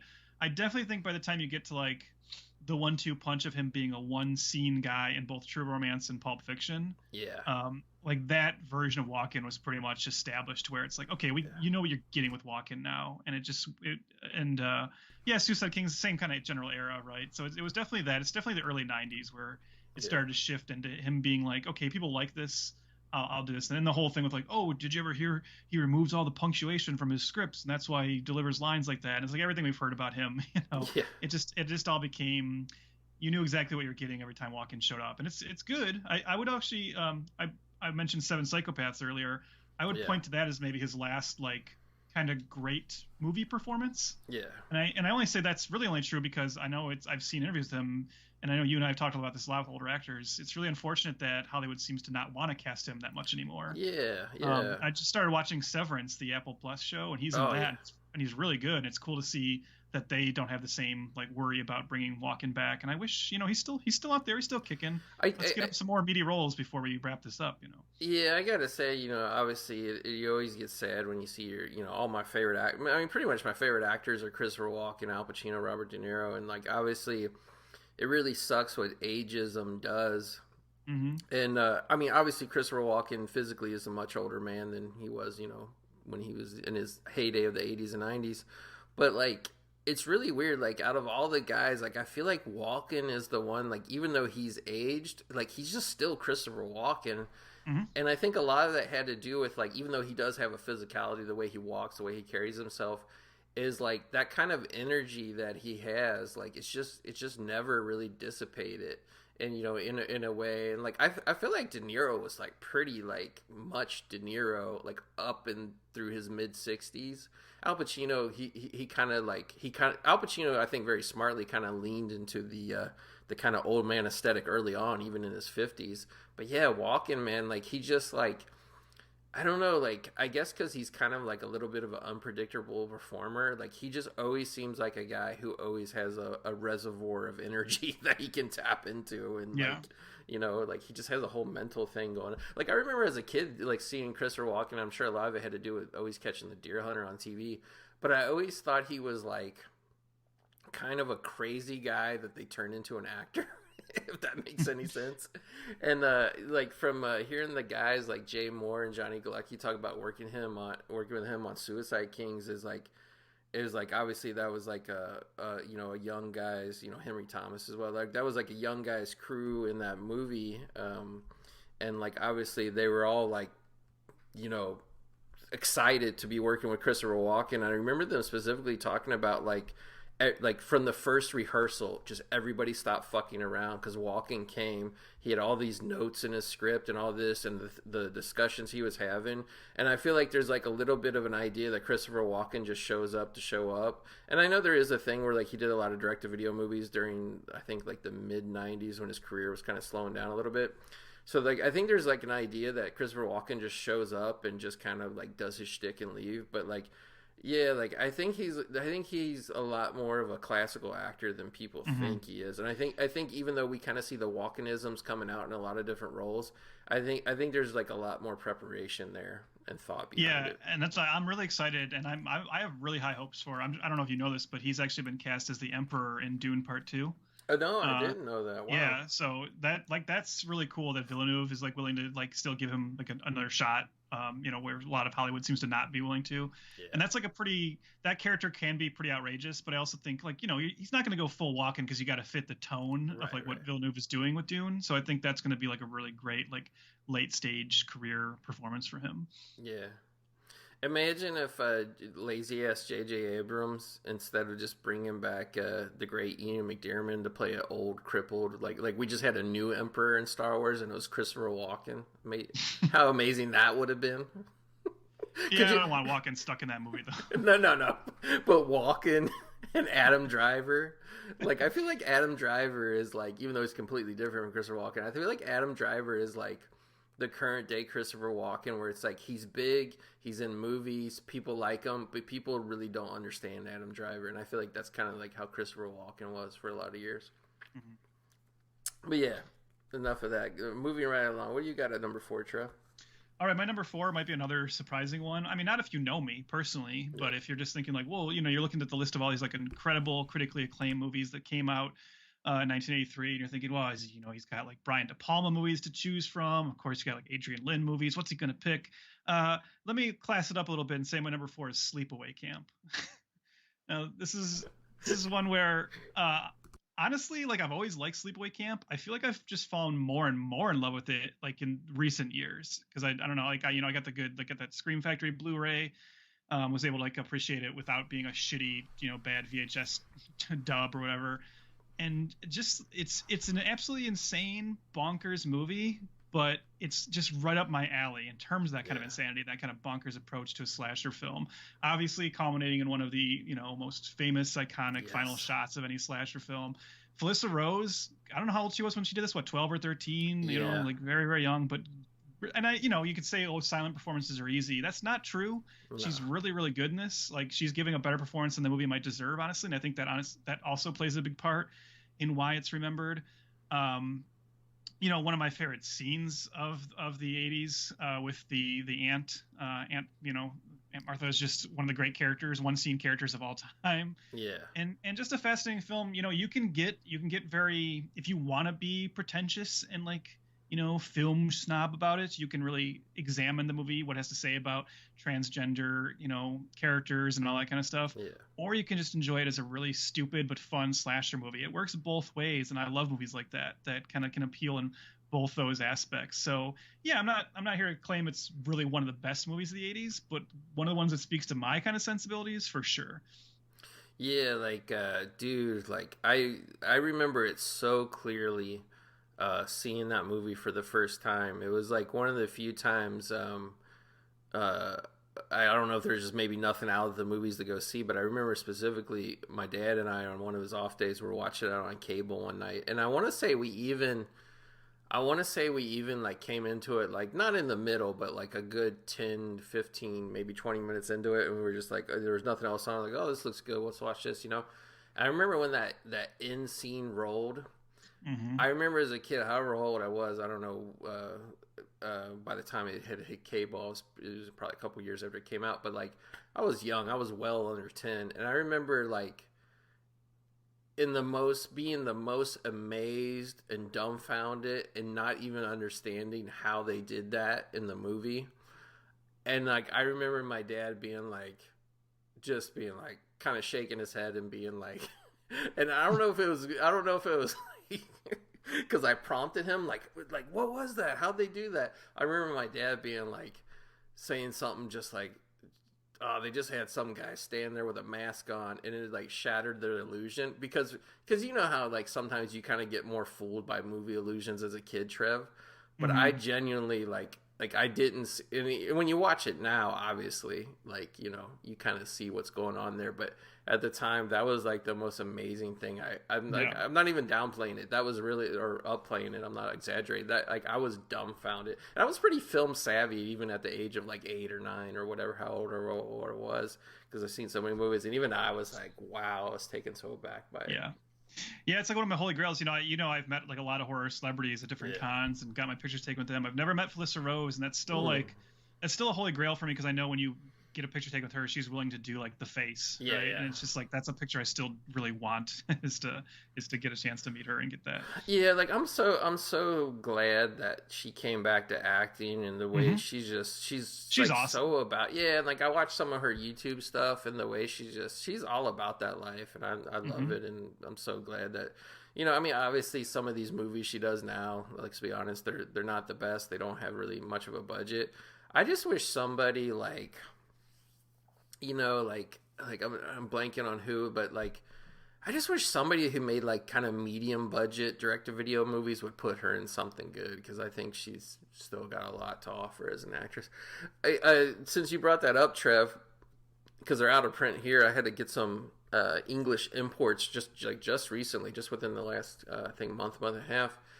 I finally picked up the parts 2 and part 3. What do you think about those where Pamela Springsteen takes over Angela? Are you into those films at all? Yeah, no, I'm glad you brought this up because I wanted to give him a shout out. I especially like part 2. I think part 3 maybe moves a little too far into just pure comedy. I still like it, but I think part 2 is a really strong sequel, and I actually really love Pamela Springsteen as Angela. I think like what she does with that part, where she just plays like the ultimate like optimistic happy slasher. I think it's very entertaining, and I watch those, and same kind of thing where I really wish she had kind of stuck around in the business a little bit more. Yeah, I think she's like very very likable in those. But yeah, I think those are worth checking out. They're obviously very different kind of movies than the first one, but no, they're worthy sequels. And same thing, I think I know the British Blu-rays you're talking about. I almost pull the trigger on those all the time because I'm like, I do need those. Do you I don't know, I didn't like know it came like this till I got it, but I can't remember if it's part 2 or part 3, whichever one that had the backpack with the Freddy glove and all that. Yeah, and the model who's not Pamela Springsteen. Yeah, that one, it has reversible artwork on the import one, and it has like whatever foreign poster, and it's actually it's shockingly really good artwork. But it's like got like an alternate title of like, I forget what it was, like Nightmare Camp or something. But like they actually go as far as to like, do an artist rendition of like Freddy Krueger like on the cover of that. It's pretty fucking amazing. But yeah, to pour some more beer out for my dead homies at MGMHD. I didn't even know it till Halloween night. We had MGMHD on, and we were seeing the bumper on there that was the last night for MGMHD, and out of all the classic MGM library films they could have played, Trev, the channel ended on a screening of Sleepaway Camp 3. That's great. How appropriate. Exactly. So moving on to my number 3. Really, I mean, not much to say here. I mean, we talk about this movie all the time, but number 3 for me was Return of the Jedi, Trev. Okay. I mean, I just love the original Star Wars trilogy. Really, the first 6 Star Wars movies I just love. But this was the one because I was born literally right when the original Star Wars was released in theaters. And I don't really remember. Obviously, I would have been like about 3 years old or so when Empire came out, so I don't really remember.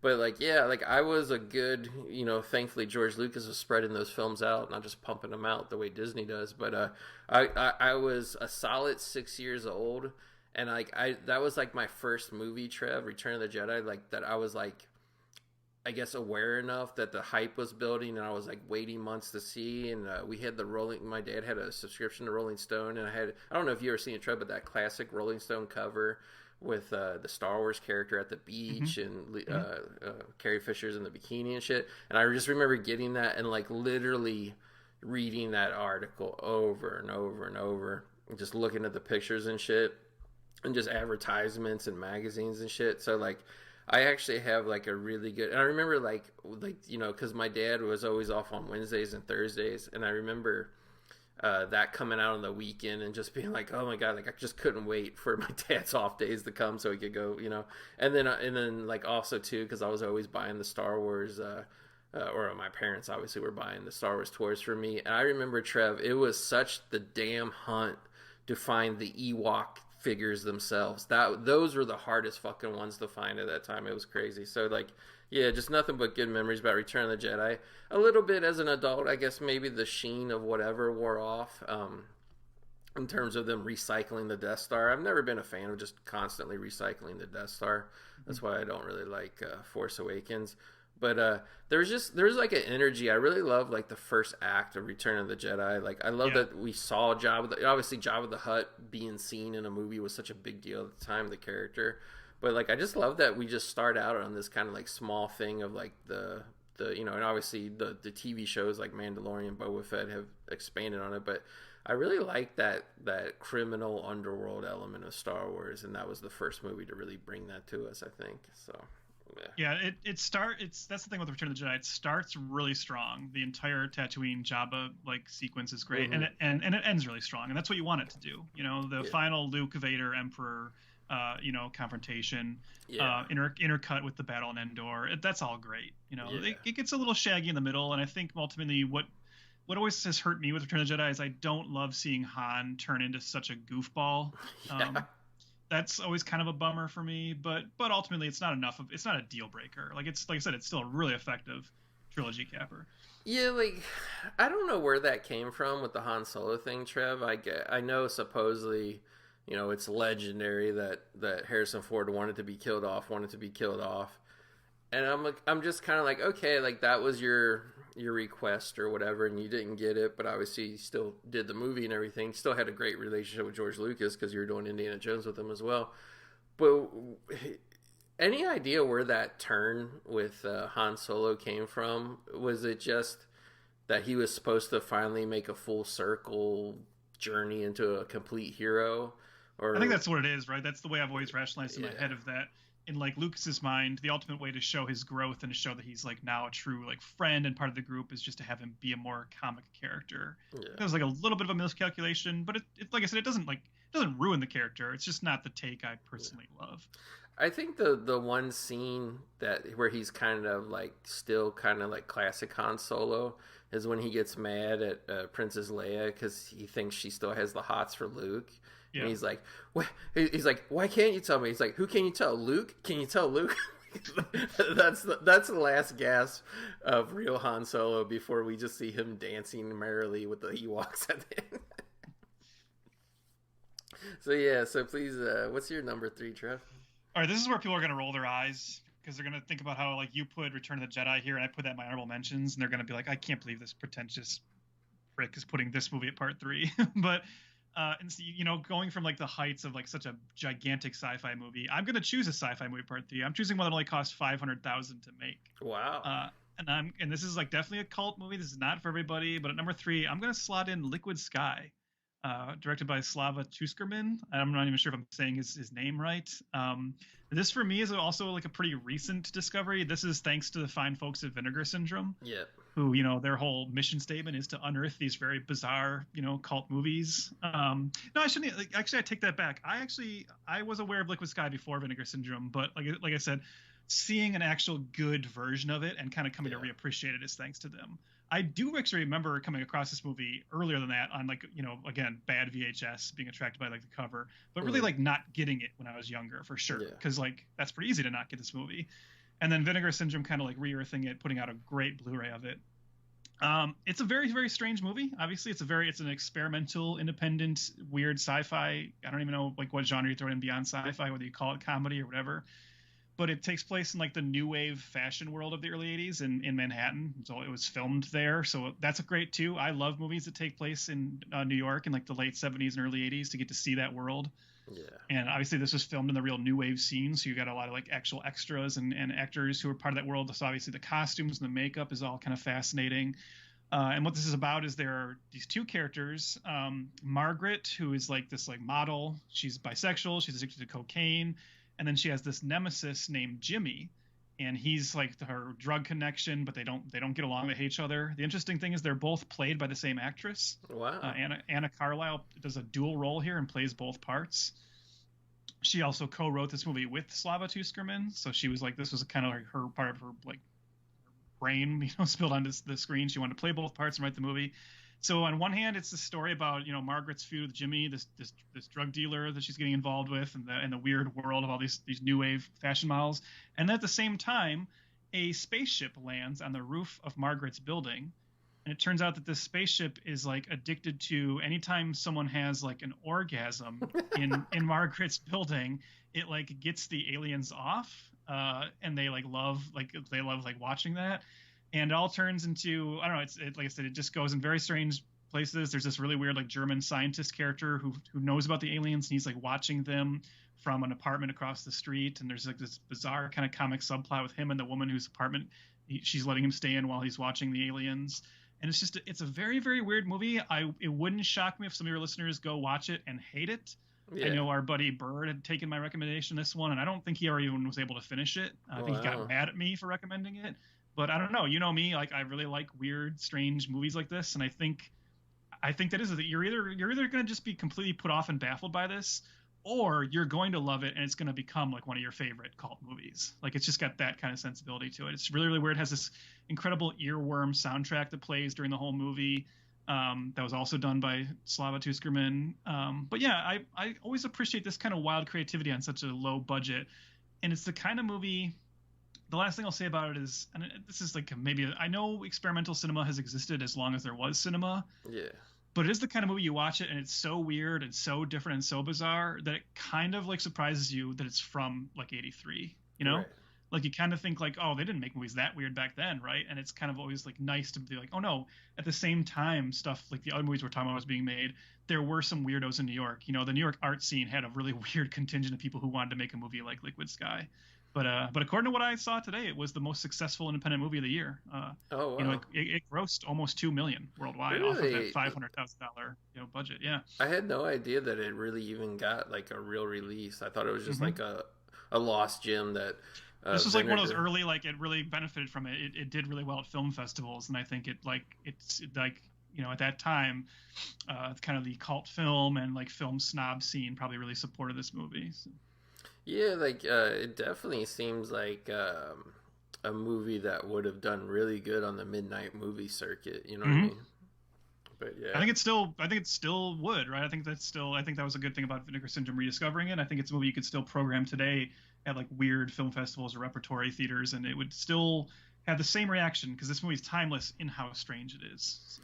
We're speaking of that, Trev. Like the midnight movie that I was like first introduced to, like not going to see it, but just hearing about like, oh, this is playing at midnight, whatever. It actually wasn't Rocky Horror Picture Show. I remember my cousin talking about like everybody wanted to see Pink Floyd's The Wall. Like this would have been like the early 80s, and like I think there was like one theater somewhere doing a midnight show of it.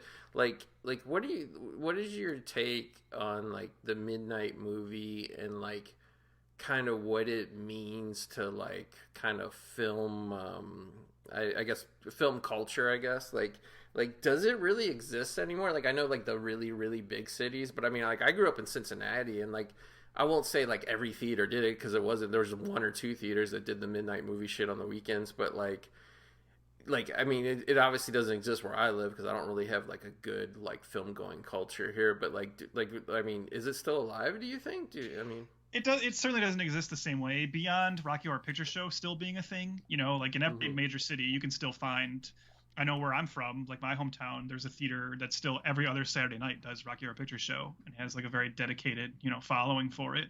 Yeah. I think that's the one that's kind of held on. I think like the midnight movie in general is definitely not a thing anymore. I don't even think many theaters, especially in a post-pandemic world, will stay that open that late to program a midnight movie. But I really think just over time, it got supplanted by, you know, with home video and streaming, it got supplanted by people just doing their own kind of get-togethers and doing, you know, bad movie or weird movie nights with friends. Yeah. And that is a shame because, like I said, to what the midnight movie is meant to film culture. You know, you and I, just in general, I think we both kind of I think you'd agree. I'm kind of depressed about the younger generation's kind of connection to cinema in general. Yeah. And I don't blame them for that. I think it's more a byproduct of the way the business has gone, and they don't have like the same kind of they treat film as more disposable because the studios and streaming services treat it as more disposable.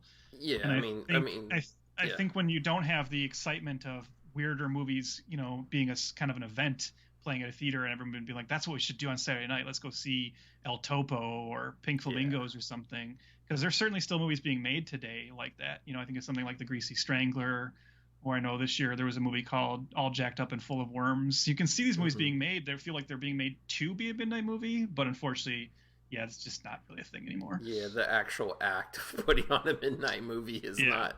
Yeah, I know. Because it's kind of weird because like the midnight movie was kind of like, was an interesting kind of, and like I remember watching I can't remember, it might have even been called Midnight Movie, but there was a documentary a few years ago that kind of documented like and talked to people like some of the early midnight films, and like, you know, like David Lynch's Eraserhead, and like like there was ones where it's like there was that circuit, and like certain theaters would just play it every midnight at like Friday or Saturday night, whatever. Like they would play the same movie for months and months until attendance dropped off. And like I get it, the midnight movie scene is like a big subculture thing. It's a niche, but it's like, it's pretty interesting that like at one point in time in our film culture, there was an appetite for that. And like, it really seemed like it brought in not only like legitimate hardcore movie buffs, but you brought in people more from like the, you know, the art scene and stuff, that people just wanted more dangerous art. And then it seemed like it also too, like kind of the midnight movie was kind of like a gateway drug for a lot of kind of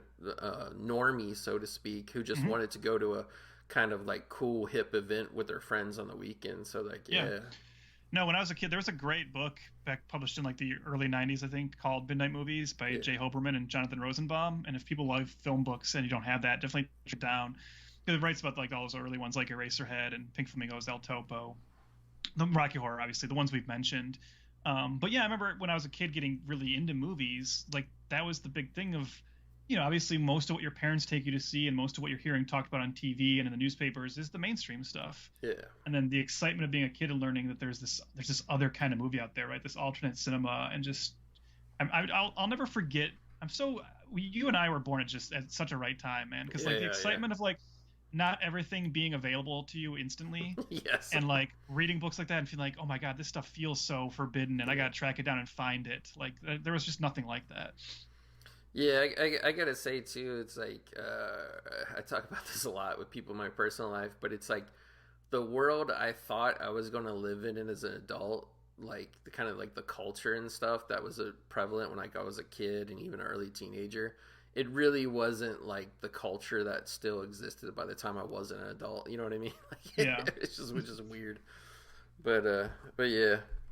So moving along, my number two movie and like Number three, isn't it? no, number three was Return of the Jedi. I'm sorry. That's right. Sorry. Did you do Yeah, your no. number three yet, Trev? Oh, you're right. No, you're right. Sorry. Okay. Yeah. No. So number two, like when I told you, Trev, I had to reorder my stuff because Yeah. the order and things were dropping in, things were dropping out. I was surprised this film made it so high up on my list, but then again, like I do love this film. And it's weird because there's not anything about it that's really classic or anything. It's just, I think it was one of those things like the time period it was made in and the attitude it had and shit. But yeah, like I seen this movie as a kid, but I really grew to love it more as an adult. Really, even just like I seen it on TV like the whole time I was growing up. But it was really when I got the Blu-ray, I was like, oh yeah, I like that movie. Oh, the Blu-ray is like $6. Okay, I'll order it. About 7 or 8 years ago, I started watching this movie again, and probably watched it 4 or 5 times over the last 6 or 7 years. But dude, I am all about Tom Cruise and All the Right Moves. I just love that movie, and like I said, like I did an episode about it. So if anybody wants to hear me talk about it, obviously get that episode. But there's just something about that film, and I think really like to me that movie is like a living, breathing Bruce Springsteen song. It's just all about this kid, through his dream of football. And it's really, he wants to get a football scholarship so he can get an engineering degree because he wants to be an engineer. And, but obviously his family doesn't have the money. He's like in a dying Pennsylvania steel mill town. And just everything about that, it's such an American movie, especially the first half of it. Like, it just sets up so much of the working class, like what it's like growing up in a town there, and then also like his older brother and his dad working in the steel mill, and then like I don't know, like and obviously Craig T. Nelson plays a football coach, and he's really great in it too. But like, and Leah Thompson's amazing in it as well. But like I don't know, like I just really really love All the Right Moves. It's one of my favorites. I would say more than anything, because I always went to see Tom Cruise movies growing up, Trev, because I mean I went to the movies all the time and he made a lot. But I won't say I really was not a Tom Cruise fan.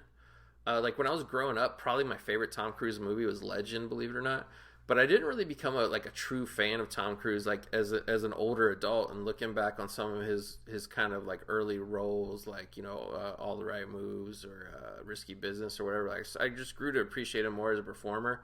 And I love that there's just still one giant major movie star still keeping the action genre alive, and he jumps out of planes and he does crazy shit. But like, I just really miss small, intimate actor Tom Cruise, and I think this was kind of the beginning of his run as far as like really get like I love Losing It and all that, but like he does a good job in the role he has there. But like I feel like this movie was the first time he was really flexing his acting muscles. And he was also great too, but in a much smaller role in Taps. But I feel like this one is the first time he's really truly carrying a movie. I thought he did a great job.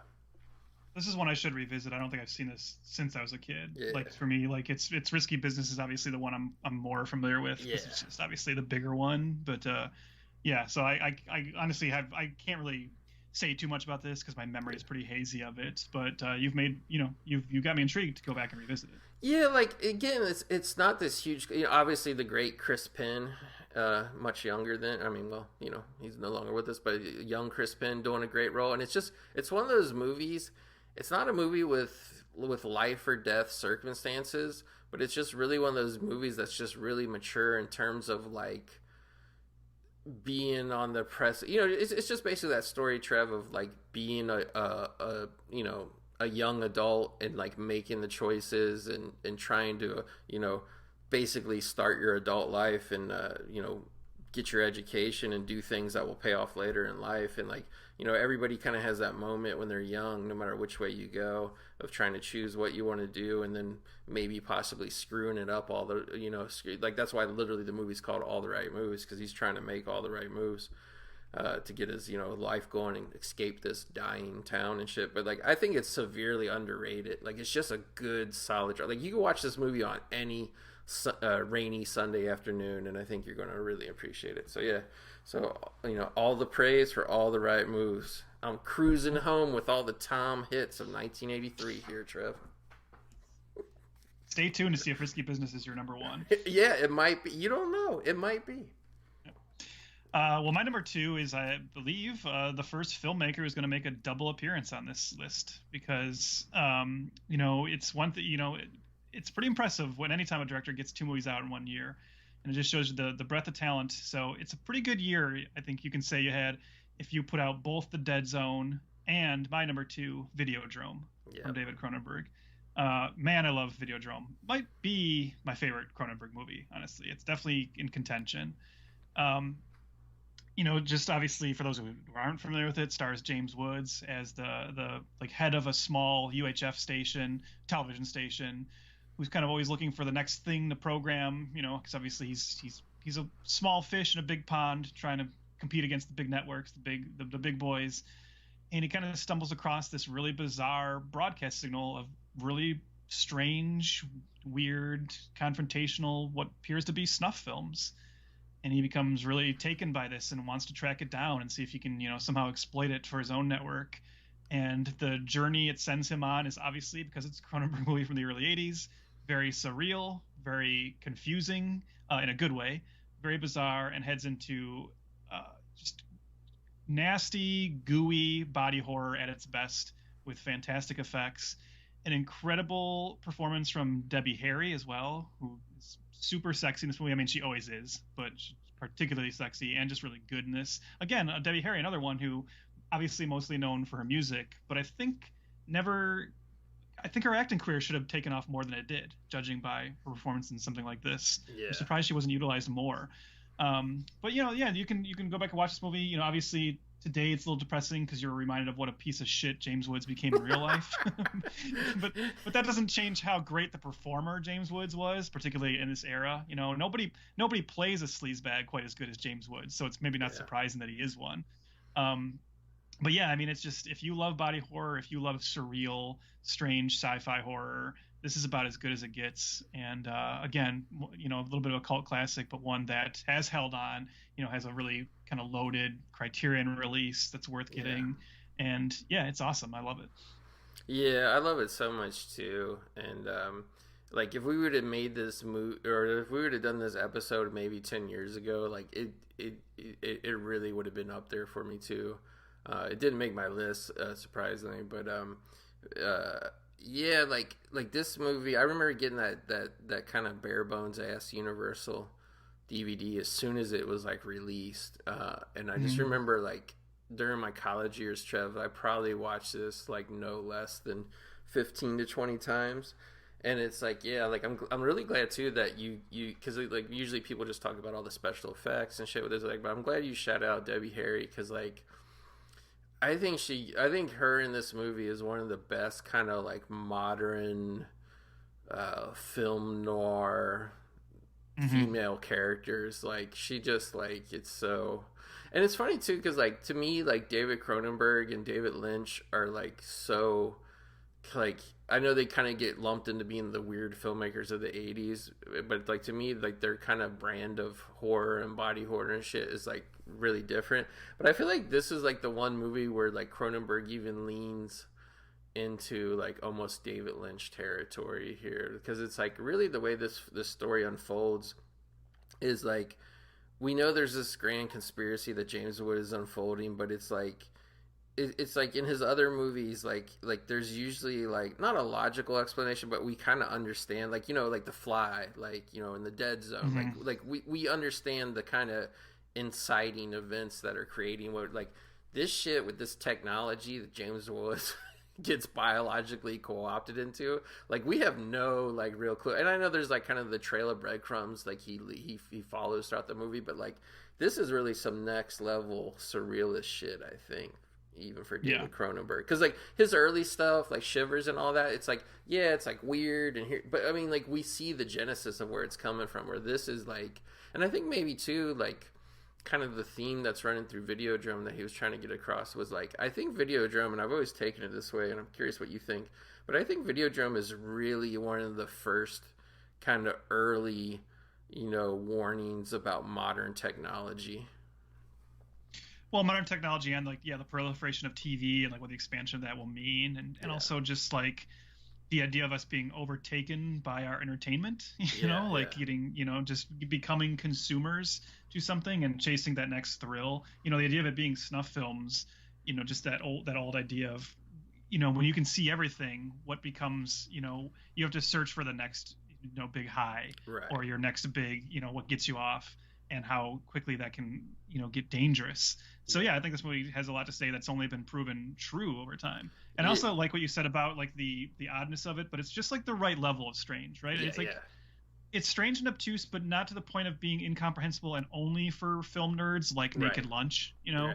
But it's also not as straightforward as like Scanners or Rabid, you know. It's just weird enough that I think everybody can kind of dig it. I think too, like, kind of about that too is like I feel like he kind of intentionally like he very slowly dips you into the strangeness. So like when you have like kind of like the climax of the film, like you're on board with it. It doesn't feel like just some shocking ending that comes out of left field. Like you feel like it's a you know, a logical progression of like what happens. And like it's just so crazy how ahead of its time it is, Trev, because it's like we've kind of like went into this whole mode with like the internet, social media, like even streaming films, really, like with binge watching stuff, like the instant gratification and the stimulation, and like there's very little research about what this does to us. And like, you know, like basically like with cell phones, like text messaging and social media like have been around for a decade or so before like a lot of people really started medically researching it. And like just like little things like that, like our brains get a hit of dopamine when we get a text from a friend, and it's just like it's always that instant gratification and like what that does to you. And like I think like obviously he you know, it was before the internet era when this film was made, but like I feel like in a weird way like David Cronenberg perfectly predicted all of that shit. But like the interface of like when technology alters the basically the way our brain works. So the way our brain works, and ultimately our body too, you know. And that's, and like I said, you know, not to fixate on, because you're right, it is the thing that gets talked about the most anyways, but yeah, like Rick Baker's effects in this combined with Cronenberg's imagery, I mean, there's just so much iconic imagery in this, you know, from the TV reaching out to obviously the vagina and the stomach and the flesh gun, you know. It's just, there's so much incredible stuff that once you see the movie, you only have to see this movie once, and that imagery stays with you forever. You know, you don't have to revisit it often because it'll be burned into your brain. Before we move on, I feel like because it was almost like a follow-up for him to kind of just remind you of the themes and whatnot, but what's your take on Existence being almost an extension of Videodrome? Oh yeah, no, I love Existence, and I think the lack of a good Existence home video release is the only thing that's really kept it from remaining in conversation as like one of his, you know, it's obviously, you know, I don't think it's one of his peak films, but it should be in conversation with all that other great body horror he did. And unfortunately, that's the one of that era that seems a little too forgotten about. But yeah, you're right. It's a great companion pieces for sure. Big time. All right. So I'll burst the bubble right now. Unfortunately, Risky Business is not my number one, Trev. Okay, all right. And this is a movie that like kind of when I was like looking at the list and stuff of films that came out, but I was just like I was kind of not surprised that this movie made my list because I love it. But I was surprised it ended up being my number one because I've really only thinking about it. I've really only seen this movie I've seen pieces of it on TV, but I've only seen this movie from beginning to end. I think 3 times. The first time being like I remember vividly seeing it in the movie theater. Like we were walking in like maybe like 1 minute late, and the credits starting, and just the imagery of the opening title sequence kind of set the mood for me and got me into the movie. And and we talked about this movie too, Trev. But I watched it again recently within the last maybe 2 years on cable and loved it. But yeah, believe it or not, number one on my list is Something Wicked This Way Comes. A movie that like. There's just something about it because we go back and forth a lot, Trev, with like horror and stuff, and I always say even though I do prefer R-rated horror films, like I don't like watered down movies from getting from R to PG-13, but I always say like I have no problem if you want to make like a PG rated horror film, and I feel like this is like almost like the perfect example of like a movie with a tame rating, but this movie has always creeped me out, and it's obviously not the things that happen in it. I don't even know really how to describe it, but it's just other than basically a sinister carnival comes to a small town, and can't remember, Trev, does it take place in the 1920s or 1930s? Ooh, I don't know the exact decade. But it's like around that era, and it's like the eyes of this little boy and seeing the thing, and like basically the guy who runs the carnival is kind of like this almost satanic figure played by Jonathan Pryce, and he gives people their wishes, like what they want, what their true heart desires. Like for example, there was like a guy in the town. He was like a football hero when he was young, and he had an accident. He lost his leg, so he gets his leg back and all that. And then like there's like other people get turned back into kids. Like there's all kinds of strange shit in it. But like this movie is just more eerie and creepy. And like I really wish, Trev, in like this day and age I feel like they're trying to make movies more for a general audience again. I really wish there would be like more horror around like this, because this movie creeped me out as a kid, and even just rewatching it recently in the last couple years, and like again, like just how we were talking about existence being held back, like I feel like this one, if it would have got a good Blu-ray, and there is a Blu-ray finally available, it just came available like within the last year or two, but you have to get it from Disney Movie Club, so that's obviously a barrier of entry. I don't even think a lot of people even know that a release exists. But I didn't, so you just said that. Yeah. But yeah, it's I don't know. Just an amazing film, and just very classical feel. Even as a kid, like watching it in the theater in the early 80s, like I felt like I was watching very classic and timeless. But I just love this movie a lot. I mean, Pam Grier's in it. I think it's probably the height of Pam Grier's beauty, if that's even possible. But it's just like, so it's just such a great cast. Jason Robards is amazing, and it is the boy's father, and it's just, I don't know, it just like there's just like such a time, how you're talking about Liquid Sky, Trev. Like people are like, I can't believe like movies this whatever would get made then this weird, and like I feel like this movie, even though it is based on a classic, I believe it's Ray Bradbury's story, right? Mm-hmm. Yeah, like I mean, obviously not Ray Bradbury was very hot at the time in the 80s, but I mean, he always was, but especially that time period. But yeah, like I just don't think. I mean, first of all, Disney, of course not. But I don't think any major studio would make a movie this weird, because like you can't really sell this movie as like. It's not really the type of movie, like horror movie, where you're going to take your date and she's going to scream and grab your arm and all that kind of shit. And it's not, and you can't pitch it as there's like nothing really feel good about this movie. It's just a movie that's like unsettling, eerie, and creepy. But yeah, I truly love it, and I can't honestly, like just thinking about it, making this list, I can't wait to watch it again. So. Yeah, I'm really happy to put this as your number one. I mean, this is one that floated around my list, and ultimately it was the thing that kept it off was the unavailability of it forever. Yeah. Because it's a movie I remember really loving and really being creeped out by as a kid, and then I haven't seen it in like over 2 decades, just because I haven't had a way to. And I remember like this is one where it constantly bothers me that it's not available on Disney Plus. It's like they just don't want to acknowledge this movie for some reason, and it's honestly a movie where I'm more familiar with the novel by Ray Bradbury than the movie, because I've read the novel a few times. Yeah, and it's a great book, and this is a really good adaptation. But I haven't been able to go back and revisit the movie the same way as much as I wish I could. So I'm glad you put it number one, because it deserves to be shouted out. I felt like I couldn't put it there because I honestly haven't been able to revisit it. It's not as fresh in your head. Yeah. Cool. That's really cool. And like, yeah, people should definitely check out the book, and if they can, check out the movie. However you need to. Not saying anything untoward there, but do what you need to see this movie. Don't let Disney. Don't let Disney. Which even when Disney Plus came out, I don't even know if they still have it, but they had that thing where you could request them. They add shit. I requested this movie like 3 times. That was before the Blu-ray came out, and it was just like, yeah, like I have a copy of the Blu-ray, thankfully. But it's like, unfortunately, it's still packed away somewhere. I gotta find it. But when I do find it, I will be watching it again, right away. All right. Well, my number one, boy, looking at my top 5, I didn't realize my top 5 is so genre heavy, and it's that really this was a more interesting year than just genre movies. But again, we're talking about like what our sensibilities are. My number one is another one where I don't know if we'd done this list a few years ago, I would have had the same number one. And I've always liked this film, but it's a movie I just come to appreciate even more and more over the years, and recently when doing like franchise revisits and kind of just going back and seeing how shocking it is this movie exists and how shocking it is that it turned out as well as it did. And that's Psycho 2.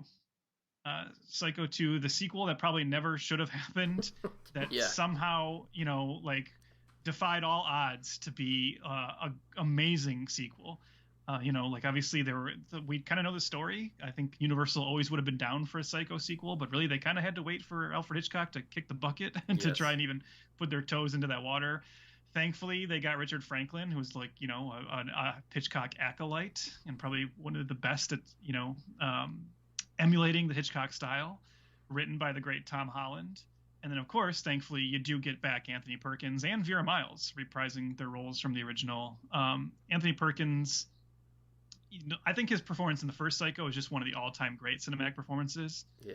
But what I really dig about the Psycho sequels, and I like all of them, this is the best one, I think, but I think it's really fun to see him come back to the role. I know he had like this kind of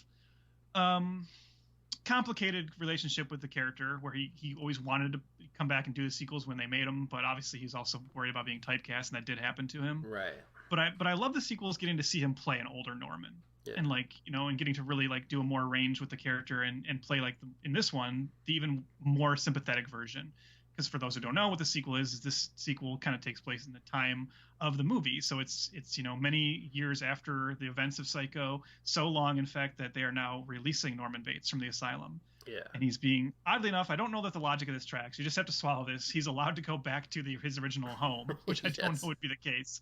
But they set him up with like a job in a little diner, and he gets to go back to his original home. The motel has been taken over by Dennis Franz, actually. But obviously it isn't too long before Norman is back in charge because of events there. And you really, the idea of this movie, I'm not going to go too far into the story because if those who haven't seen it, I don't want to ruin the twists and turns, because just as with the original, there are some interesting twists. But Vera Miles, playing her character, the sister of Janet Leigh's character from the first film, she is very upset that they have released Norman. And at the beginning, you see her kind of, raising a stink about it. And she really wants to try and, she doesn't believe that he is rehabilitated. At the same time, Meg Tilly, and again, quite like Meg Tilly, and she, didn't have the career I thought she would have, judged by some of her earlier roles. It's really cool to see her come back recently and be in the Chucky show with her sister Jennifer Tilly. But she plays a young woman who ends up coming to the motel. She ends up staying in the exact same room Janet Leigh's character stayed in the first one. And basically, the dramatic thrust of this movie is that the whole movie you spend worried about Norman, because you're like rooting for him to be better and to be, free of the control of his mother, but you're constantly worried that he's going to revert back to what he was in the first movie and go after Meg Tilly's character. And then, like I said, there's some more additional twists and turns about who people are and what's going on, and it just builds to a great climax. But yeah, it's like, I think everybody rightfully was concerned about the idea of a Psycho sequel, coming so many years later and coming, not from Hitchcock. But man, I think they nailed it out of the park with this one. And I put this right up there with Psycho. I think, again, it's a sequel that entirely complements the first movie and is just so much better than it had any right to be. The next one is kind of a more ugly, silly slasher. I dig it. Yeah. Part 4 is a made-for-TV prequel movie. Feels a little unnecessary, but I still like it. But this is really the star of the show in the sequels. Yeah, for sure. And it's like, it's kind of funny too, because like I feel this film now, you know, amongst horror fans, like it feels like it definitely has a pedigree, because it's like, it's kind of like whoever thought, especially that much later. Like I think this came, what was it, Trev, like 18 or 19 years after the original, somewhere around there. Yeah. And it was like, you would, like, this just seemed like the worst idea ever. And like, I've always been curious about that, and I've read a few things, but like, I never really got quite a sense, like, if there was, or how big there was, like, a backlash to the idea of doing a Psycho sequel. Because it's like, I remember when I was a kid, even in the wake of, like, Psycho 2 and Psycho 3 and stuff, I remember it feeling like, which I guess the 80s kind of was the decade of sequels and just running shit in the ground, so maybe people just accepted it. But I always felt like even then, even after the sequels, you know, kind of ran their course and stuff, like during the 80s and even during the 90s leading up to the Gus Van Sant like weird remake, like Psycho, the original film, was like put on such a pedestal, you know what I mean? That, like, I can't remember people, and because didn't the genesis of it, maybe I'm remembering this wrong, but didn't the genesis of Psycho 2 come from originally a book that was a sequel to the orial book? That Robert Bloch, who wrote the original, did write a sequel. Yeah, but that's right. They ended up, like, I think that kind of got the ball rolling, but they ended up, the screenplay Tom Holland wrote is not an adaptation of that book. Right. They ended up deciding to do their own thing. Yeah. Right. So since this is, I know you don't want to give away twists and turns and stuff like that, but you know, and obviously too, because it really, not the whole movie, but it pretty much the movie rides on hinges on a revelation that comes late. But is there any part of you as a fan, because, like, you know, I own all these on Blu-ray as well. I like them too. I watched Psycho 2 a lot as a kid on cable. But is there any part of you that with this film feels like almost like, because there is kind of, I guess, a retcon of something major in the storyline in relation to the original film. Does that bother you, that there's that level of retconning going on? It doesn't really. I think, you know, well, first of all, they retcon the retcon later on too. Right. So, yeah, because I think they realize, like, whoops, you know, but even in the moment it doesn't, because what it builds to is so darkly funny and, like, so appropriate in terms of how this movie ends, that, like, it's not the best part of the movie, that retcon, but I don't think it doesn't change what you know about the character in a significant way, because he still always believed what he believed, right? And like I said, I don't want to dismiss, like, how impressive what this movie does is in general, because you're making a sequel not only, like, over 20 years later, you know, you're doing it without the original director, who by this point had been canonized as, like, the best director of all time, right? And you're moving forward with a kind of a more unknown director. But you're also taking the character that we now pop culture just understood was the villain of the first film, and asking the audience to accept him as the sympathetic hero of the movie. And that's pretty impressive. And again, that really falls on what a great performance Anthony Perkins gives in this. Like, he's so good, and you really are always rooting for him. You know, that the first movie does that. One of the brilliant things about the first movie is the way, even when it's revealed, you know, before you know exactly what's going on with Norman, there's that great moment. People have cited it often, when he's trying to get rid of the car and he puts the car into the swamp and it doesn't sink, and you're actually worried for him, even though you're watching him try to get away with, like, a murder. But that's just, you know, like, there's elements of that in the first movie, and then to turn around and say, well, the sequel's gonna be all that. The entire sequel is gonna be you like Norman now, and you don't want bad things to happen to Norman. That's pretty impressive. I can't think of too many other horror franchises that even attempted that. So yeah, I don't know. Like I said, there's so many reasons this movie shouldn't work, and it kind of overcomes them all. And I think that's what's super impressive about it, and that's why it's become my favorite movie of that year. Yeah, and it's kind of funny too, exactly what you're talking about, Trev, as far as the sympathy for the Norman Bates character. Is I remember, like, me and my buddies, because, you know, obviously we would, you know, any sort of, not just horror, but really just any movie that was big at the time, you know, one of us or, you know, somebody would record it off HBO, and then you'd have that tape and you sit down and watch it, and, like, we were all obsessed with tracking the storylines and the villains and whatever.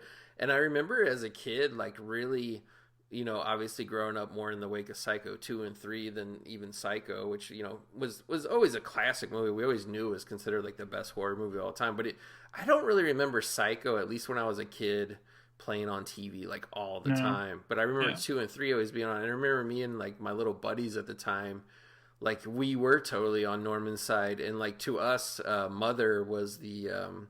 Again, this is because you're a kid, you don't quite really grasp the true storyline. But like to us, Mother was like the evil spirit that was always doing these things. That like she was like a ghost to us. Like we didn't even really like, even within watching the whole context of the movie, it was always Mother, and it was like you're always feeling bad for Norman. So yeah, but I don't know. Like it is weird, and I think something too that Psycho 2 really benefits from is it's kind of like cool in a way. Because like, whatever, 20 years have passed. Obviously, Anthony Perkins, like he's very young in the first one, and he's an adult, a true, clearly an adult man. But he still pretty much looks like Norman Bates. You know what I mean? Yeah. And I think, also he gets to play him still young, right? Because his entire childhood, and well, not childhood, but his like young man life was stolen from him, right? Right. Yeah. He spent 20 years living in an institution. Yeah. But there's just something about it that's really interesting with really with Psycho 2, but also 3 as well. But it's interesting is seeing something like so classic, kind of reinterpreted and like brought back into a time when like the filmmaking style, obviously nobody can replicate Alfred Hitchcock, but like the filmmaking style from the early 80s to I don't think it would have, at least for people our age, obviously, that grew up with these movies, like I don't think it would hold as much weight if like they would have made it in like 1976 or whatever, you know what I mean? Like I think really just like fitting into that mold of like an early 80s horror movie too, like I don't know, there's just something really classic and nostalgic for our generation with that. But yeah, it has a classic feel. I mean, like I said, part 3, which I do dig, but part 3 is like so much sleazier, right? Oddly enough, the one directed by Norman Bates. I always think of the scene with Jeff Fahey and like the hooker in his hotel room, and just like how like over the top sleazy that is. But part 2, I think it feels like an 80s film, but it also feels like of a piece with Hitchcock's movie. And that's thanks to Richard Franklin, who was a student of Hitchcock. I mean, you look at something like Road Games, another movie I really like, and that does feel Hitchcockian, right? He was one of the better. Him and De Palma did it as like just trying to like do pastiche, but Franklin did it as being like a real student of him. Exactly, I agree. And it's just, I don't know, it's just funny because I remember when Psycho 4, just one note about Psycho 4, when that came out, and it actually ended up coming out, just debuting on Showtime. Like I can't remember. I remember watching it that night it debuted. Yeah, like I remember there was like, you wouldn't think, like, now in retrospect, you're like, oh, like it, Psycho 4 was like a made for TV, like, or debuted on TV movie. So like clearly now you look back and like, oh, the franchise was in its last grasp and it was knocked down a page. But I remember at the time people like the whole concept of a prequel really hadn't.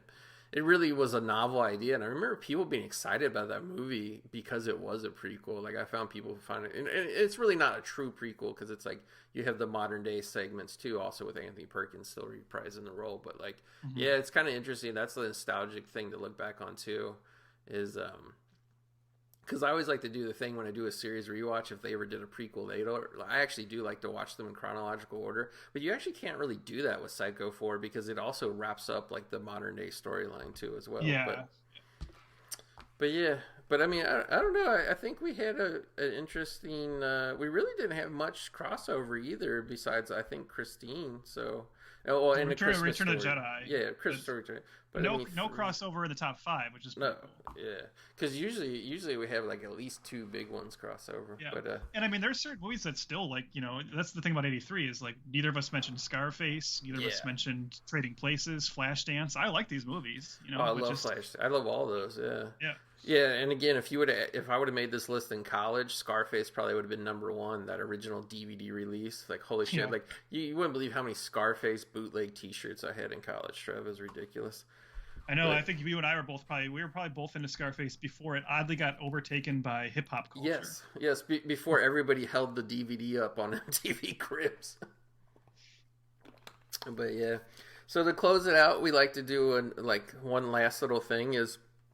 Because we're looking at the list of films, of what came out that year and what goes on and off it and whatnot, and what we would like to see.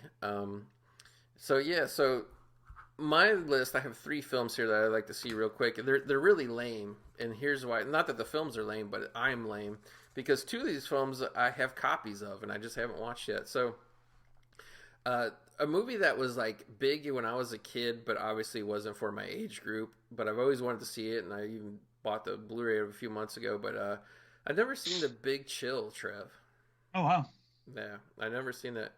Number 2 on my list, again, I'm lame. I think I've had this on Blu-ray for 2 years now, and just like whenever because a lot of times like I'll just pick a random movie from my collection. Like one night I'll just walk in the room and be like, "What do I want to watch?" And I always mean to grab this and watch it on those nights, but I just haven't got around to it. And now you kind of pushed me over the edge. But Liquid Sky, Trev, I have a copy of Liquid Sky. I never watched it. The last one, the third one, I've actually it's on my to see list, but like. I've never seen this movie. At least in a long time, I've never come across it on cable or streaming or just anything. But I just kind of remember this movie, the trailers from when I was a kid, and I've always wanted to watch it. But Max Dugan Returns.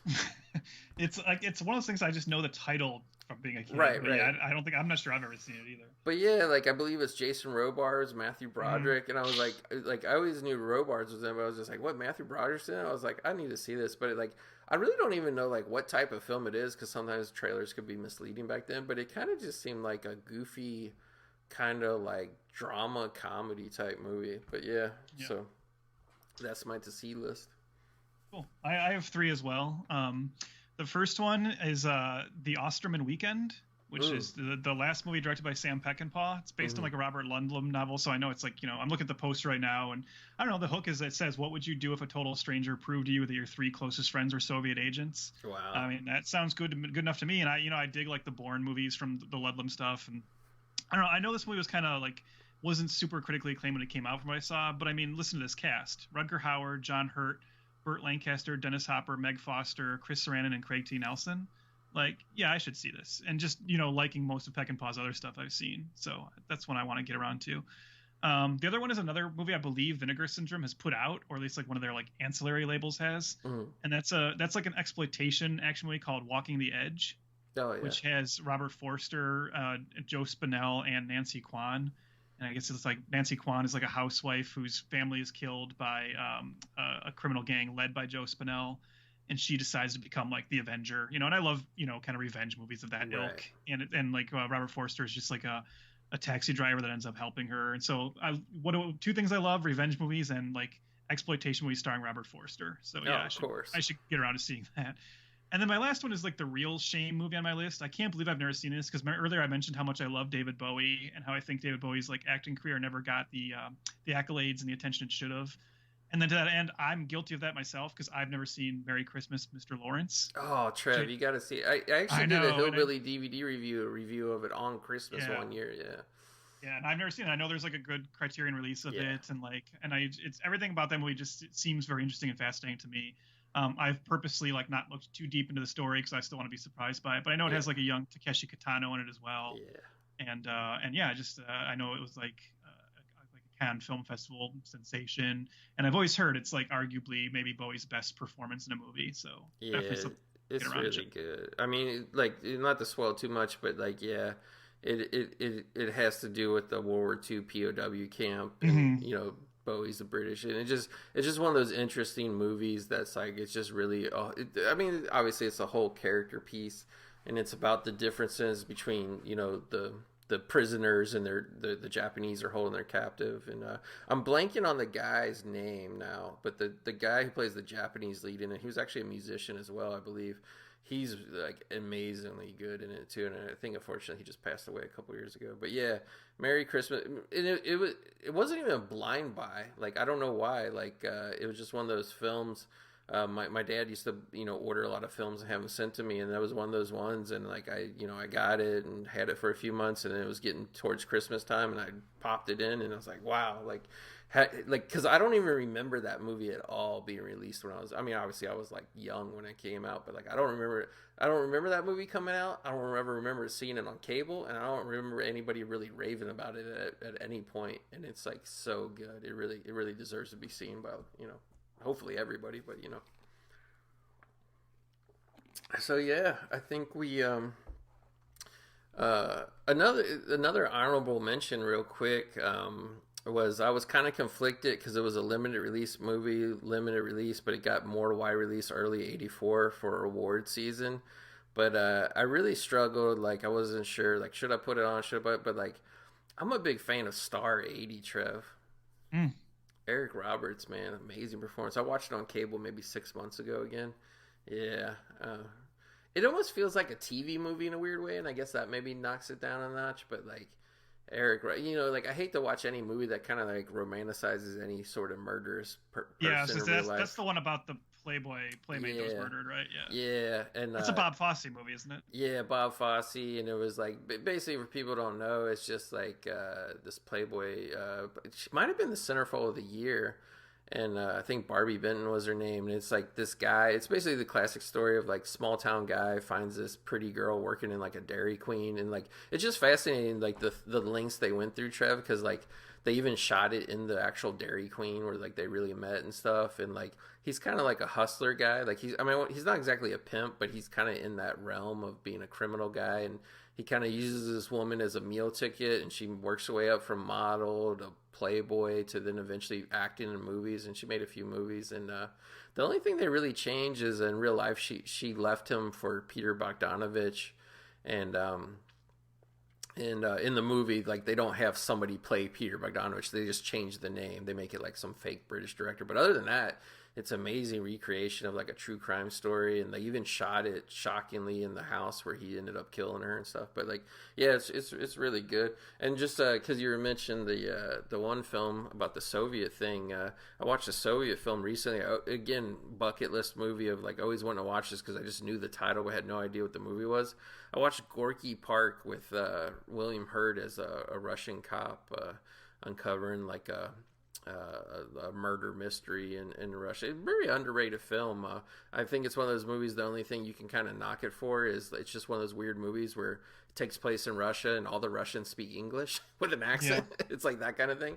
But no, it's a really, really good movie. But did they at least do the Hunt for October thing where they start speaking Russian and then it switches over to English? I don't think they did. Now what's cool is you haven't seen it, but James Cameron actually does that in Avatar 2. Really? And I was like, oh, I love that because like that's such a great conceit. Like I always loved that moment in Hunt for October, and I think it's like such a simple, creative way to get past that.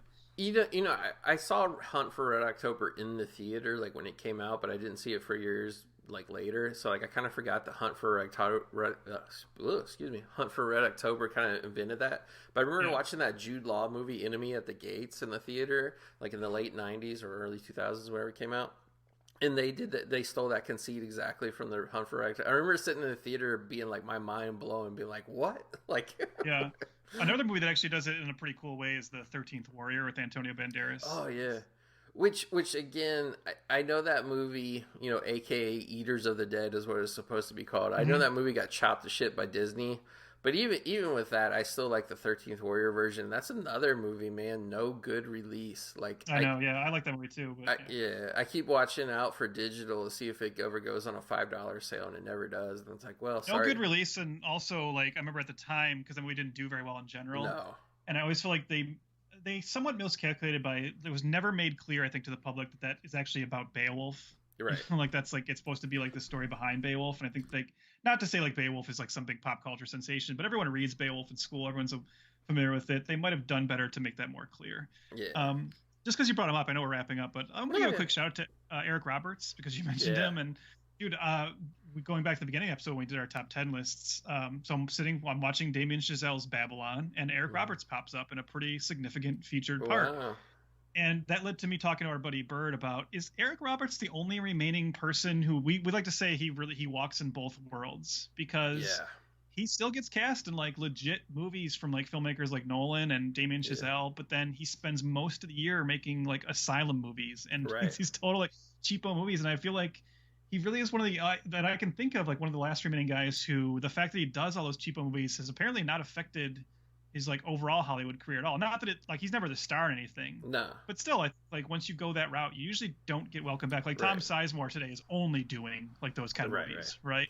Like it's pretty cool to see people still giving Eric Roberts featured roles in bigger Hollywood productions too. Yeah, like, you know, like I think really what that harkens back to too is just like the people that are directors now, like they remember Eric Roberts and stuff like The Pope of Greenwich Village and Star 80 and just, you know, all his early, you know, Runaway Train even. Like I think it's like one of those weird things where it's like he'll come in and he'll just like read the shit off the whatever for your $100,000 movie if you pay him, but it's like he's still got chops. I feel like Anthony Michael Hall is a little bit in the same way, but just not to the same degree. It's like Anthony Michael Hall will still occasionally pop up in a real movie, but yeah, like, you know, for sure Eric Roberts for sure is the true daywalker. Like actually just last week I watched a movie on cable.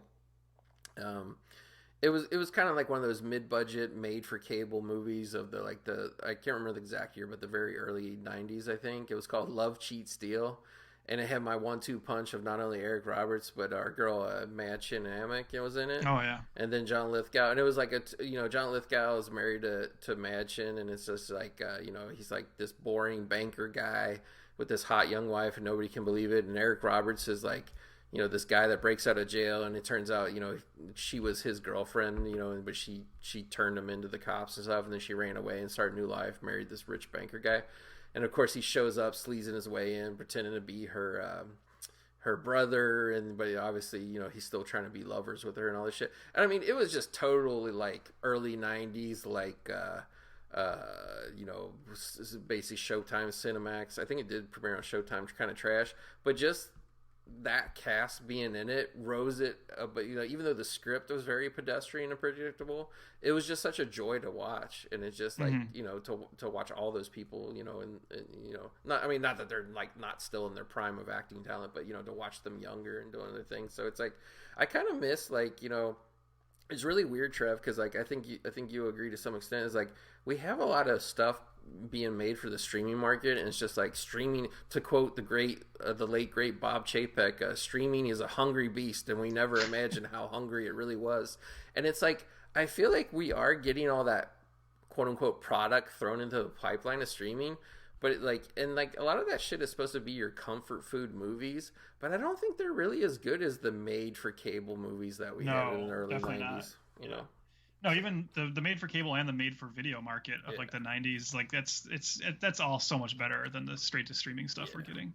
Yeah, like the made for cable shit back then and made for video, like you would kind of get like a worn out like plot that you had seen 20-30 times before, but you would at least get it with some good production value, some good actors. Like there's a lot of people that like were stars in the 80s that were relegated to direct to video in the 90s, and like if I can check their movies out on a cable or something or streaming, like I always do it, and then like I generally never feel cheated watching those movies, you know what I mean? Well, and I think the proof of that too is there was straight to video stars, right? Yeah. And like there's no streaming stars, you know, like I know it's a kind of a different level, but like, you know, a Don the Dragon Wilson or a Cynthia Rothrock, they were like marketable stars for just that version of the market, just the video market. But there's nobody that's like, oh, he's the streaming guy. You know, that's not a thing that exists. Yeah. I think the closest thing to the streaming guy you have now, which, no, it's not the same thing, but he's been relegated to the streaming guy, I think, is Chris Pratt. They're like, oh, you won't even believe Amazon, man. They're raking in all the viewers with the Tomorrow War and the Kill List or whatever. It's just like, okay. But that's like all these guys are like streaming guys now, right? Like this year we have streaming movies coming out starring like Tom Hardy and, you know, Chris Evans. It's like you can... That's, I mean, look, not to like relitigate this discussion, but it is true that there are no more movie stars. Like we just have to face it. Yeah. Yeah. Like I can't remember I think it was you guys were talking about that recently on an episode, and like I still get this thing of like, I mean, not just from the box office, because I know like as film fans, you know, generally you and I, we really don't care about box office other than like if a good movie bombs, we want it to, you know, whatever. But like there's a lot of people that are like, I would never, like I hear people say, well, not here, but I'll put this way, I see people type this very proudly, Trev, is I would never watch a movie just because of who's in it. And I'm kind of like, you know how many really great movies, like little hidden gems, I discovered just like, not just like recently, but just like over my entire life, just walking through the video store being like, oh, I didn't know this guy, like I never heard of this movie, but it's got an actor I like and rented it and giving it a chance. Like I feel like actors should still be the gateway into like getting you to take the jump and give a movie a chance. But yeah, I think that's true. I mean, I think when people say I wouldn't watch a movie just because who's in it, that just proves that we've done a disservice by letting that kind of like personality driven and like, you know, iconic performer thing go away. Yeah. Because there's no shame in like, you know, being like I like Schwarzenegger movies, you know, Right. or I like, Jesus Christ, you don't even have to go like that far. I like Elliot Gould movies, you know, Right, like to take two different eras. There's no shame in that, to just be intrigued by a star because you trust their sensibilities or think they're always going to do something kind of Right. interesting. But that's the thing is like these actors today, the modern ones, they're not interesting, right? No. I can see why if you were raised on Chris Pratt, then yeah, I get it saying I wouldn't see a movie just because Chris Pratt is in it because you know what you're going to get. Right.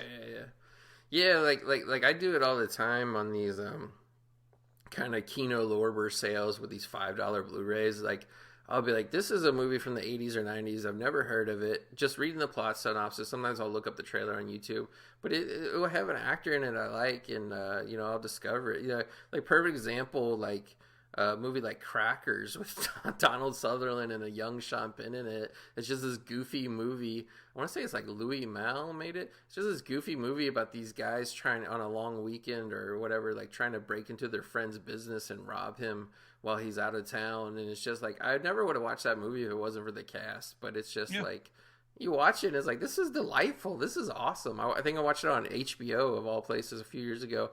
And then I saw a Blu-ray of it. I was like, oh, I'm getting this movie. Like, it's just weird, like how much it, like it's just, you know, doing this list again too, Trev, just one last thought before we wrap it up is like, you really truly forget how many films come out in any calendar year. You know what I mean? Oh yeah. And I think that's even like, that's only going to become tougher for us as we go along because I think that list just grows every year. I think the film market, once home video and everything was introduced, that just blew up even more. You know. Yeah. And it's really sad too. Like one last thing, not to end on a negative thing, but pour some liquor out for our dead homies. Is there's a lot of theater chains struggling now, and I think in 2022, to wrap up 2022 talk, is I think they said, Trev, there's like 40 or 44% less theatrical releases sent to theaters, and that's like, I mean, the box office is just kind of sluggish anyway right now, but like that kind of didn't help, you know, the problem. But like still, like there's just movies pouring out weekly on streaming, and then like I don't know, like I know Regal Cinemas is going through a big bankruptcy thing, and they're closing dozens of theaters, like pretty much monthly, but almost weekly at this point. The bankruptcy process, whatever they do, is speeding up, and theaters close. A lot of people losing their local theaters. A few groups on Facebook, I see it, and people posting photos and local news stories about them losing their theaters, and it's a sad time. Like, and you know what you saying, like there being a little more hope. There's some good movies coming out in 2023. Yeah, like I hope we can reverse this trend, and you know. Yeah, and here's something we can get back to, like, you know, every movies of all ilk getting released in the theaters, because that is important. I mean, we can't discount that. Like, there is just a cultural cachet that exists with it being a theatrical release versus streaming. You know, 30 years from now, there's not going to be a podcast doing a best movies of 2022 episode. And they're like, I love The Gray Man. You know, that's not going to happen. We're always going to like concentrate on the movies that got theatrical release. Yeah, and like I've seen a lot of people beating that drum on YouTube, and like I get it. It's hard for the studios to justify spending 10, 15, 20 million to market every single movie they got. But it's like at the same time, it's like everything becomes disposable if it only just gets dumped on the streaming with very little fanfare. You know what I mean? Yeah. Yep.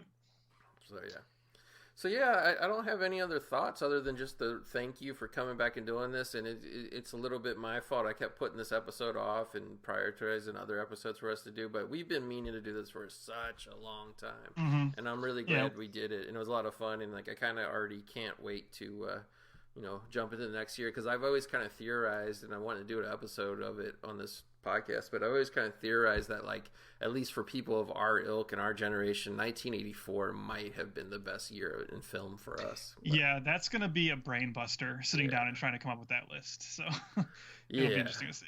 Yeah, so it's going to be amazing. So, I mean, Trev, obviously, thank you. And I think we talk about it all the time. on here when you come on. We talk about Failure to Franchise, which is not only my favorite podcast, but really the only one I have time to listen to, and I always make sure to make time. But for our listeners, I just want to throw something you did a few months ago. This is early 2023, but fall 2022. You guys did a really cool kind of like mini run of episodes called Fall Back to the 80s. Yeah, we looked at all Fail franchise stars from the 80s, including like Remo Williams, Buckaroo Banzai, Masters of the Universe. You just listened to them. Remind me of some of the other ones I'm missing here. What else do we? Yeah. But it was really great fun because like typically most of the movies we do on the show are from the 90s or 2000s, so it was nice to go back and say, hey, this was happening in the 80s too, and it was maybe like a slightly different vibe. But, you guys talked about Shocker, Flash, Flash Gordon, Shocker, yeah.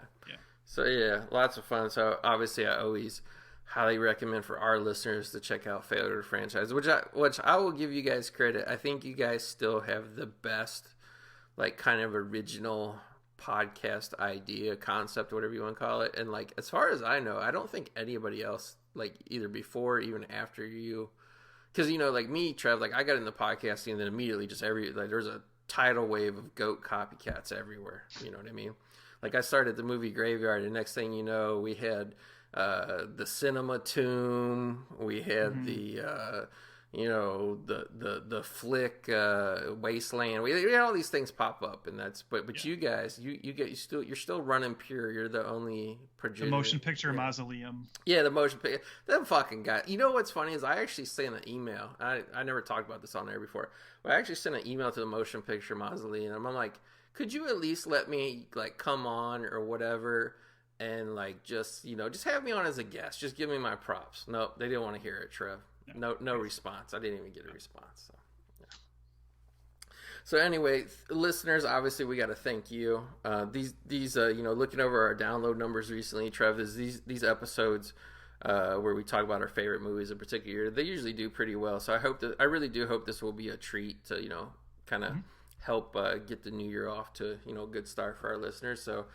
Everybody, I want to thank you again for listening, and we'll catch you back here next time in the Movie Graveyard. You're listening to the Electronic Media Collective Podcast Network. Yeah, it's a mouthful. For more great shows, visit electronicmediacollective.com.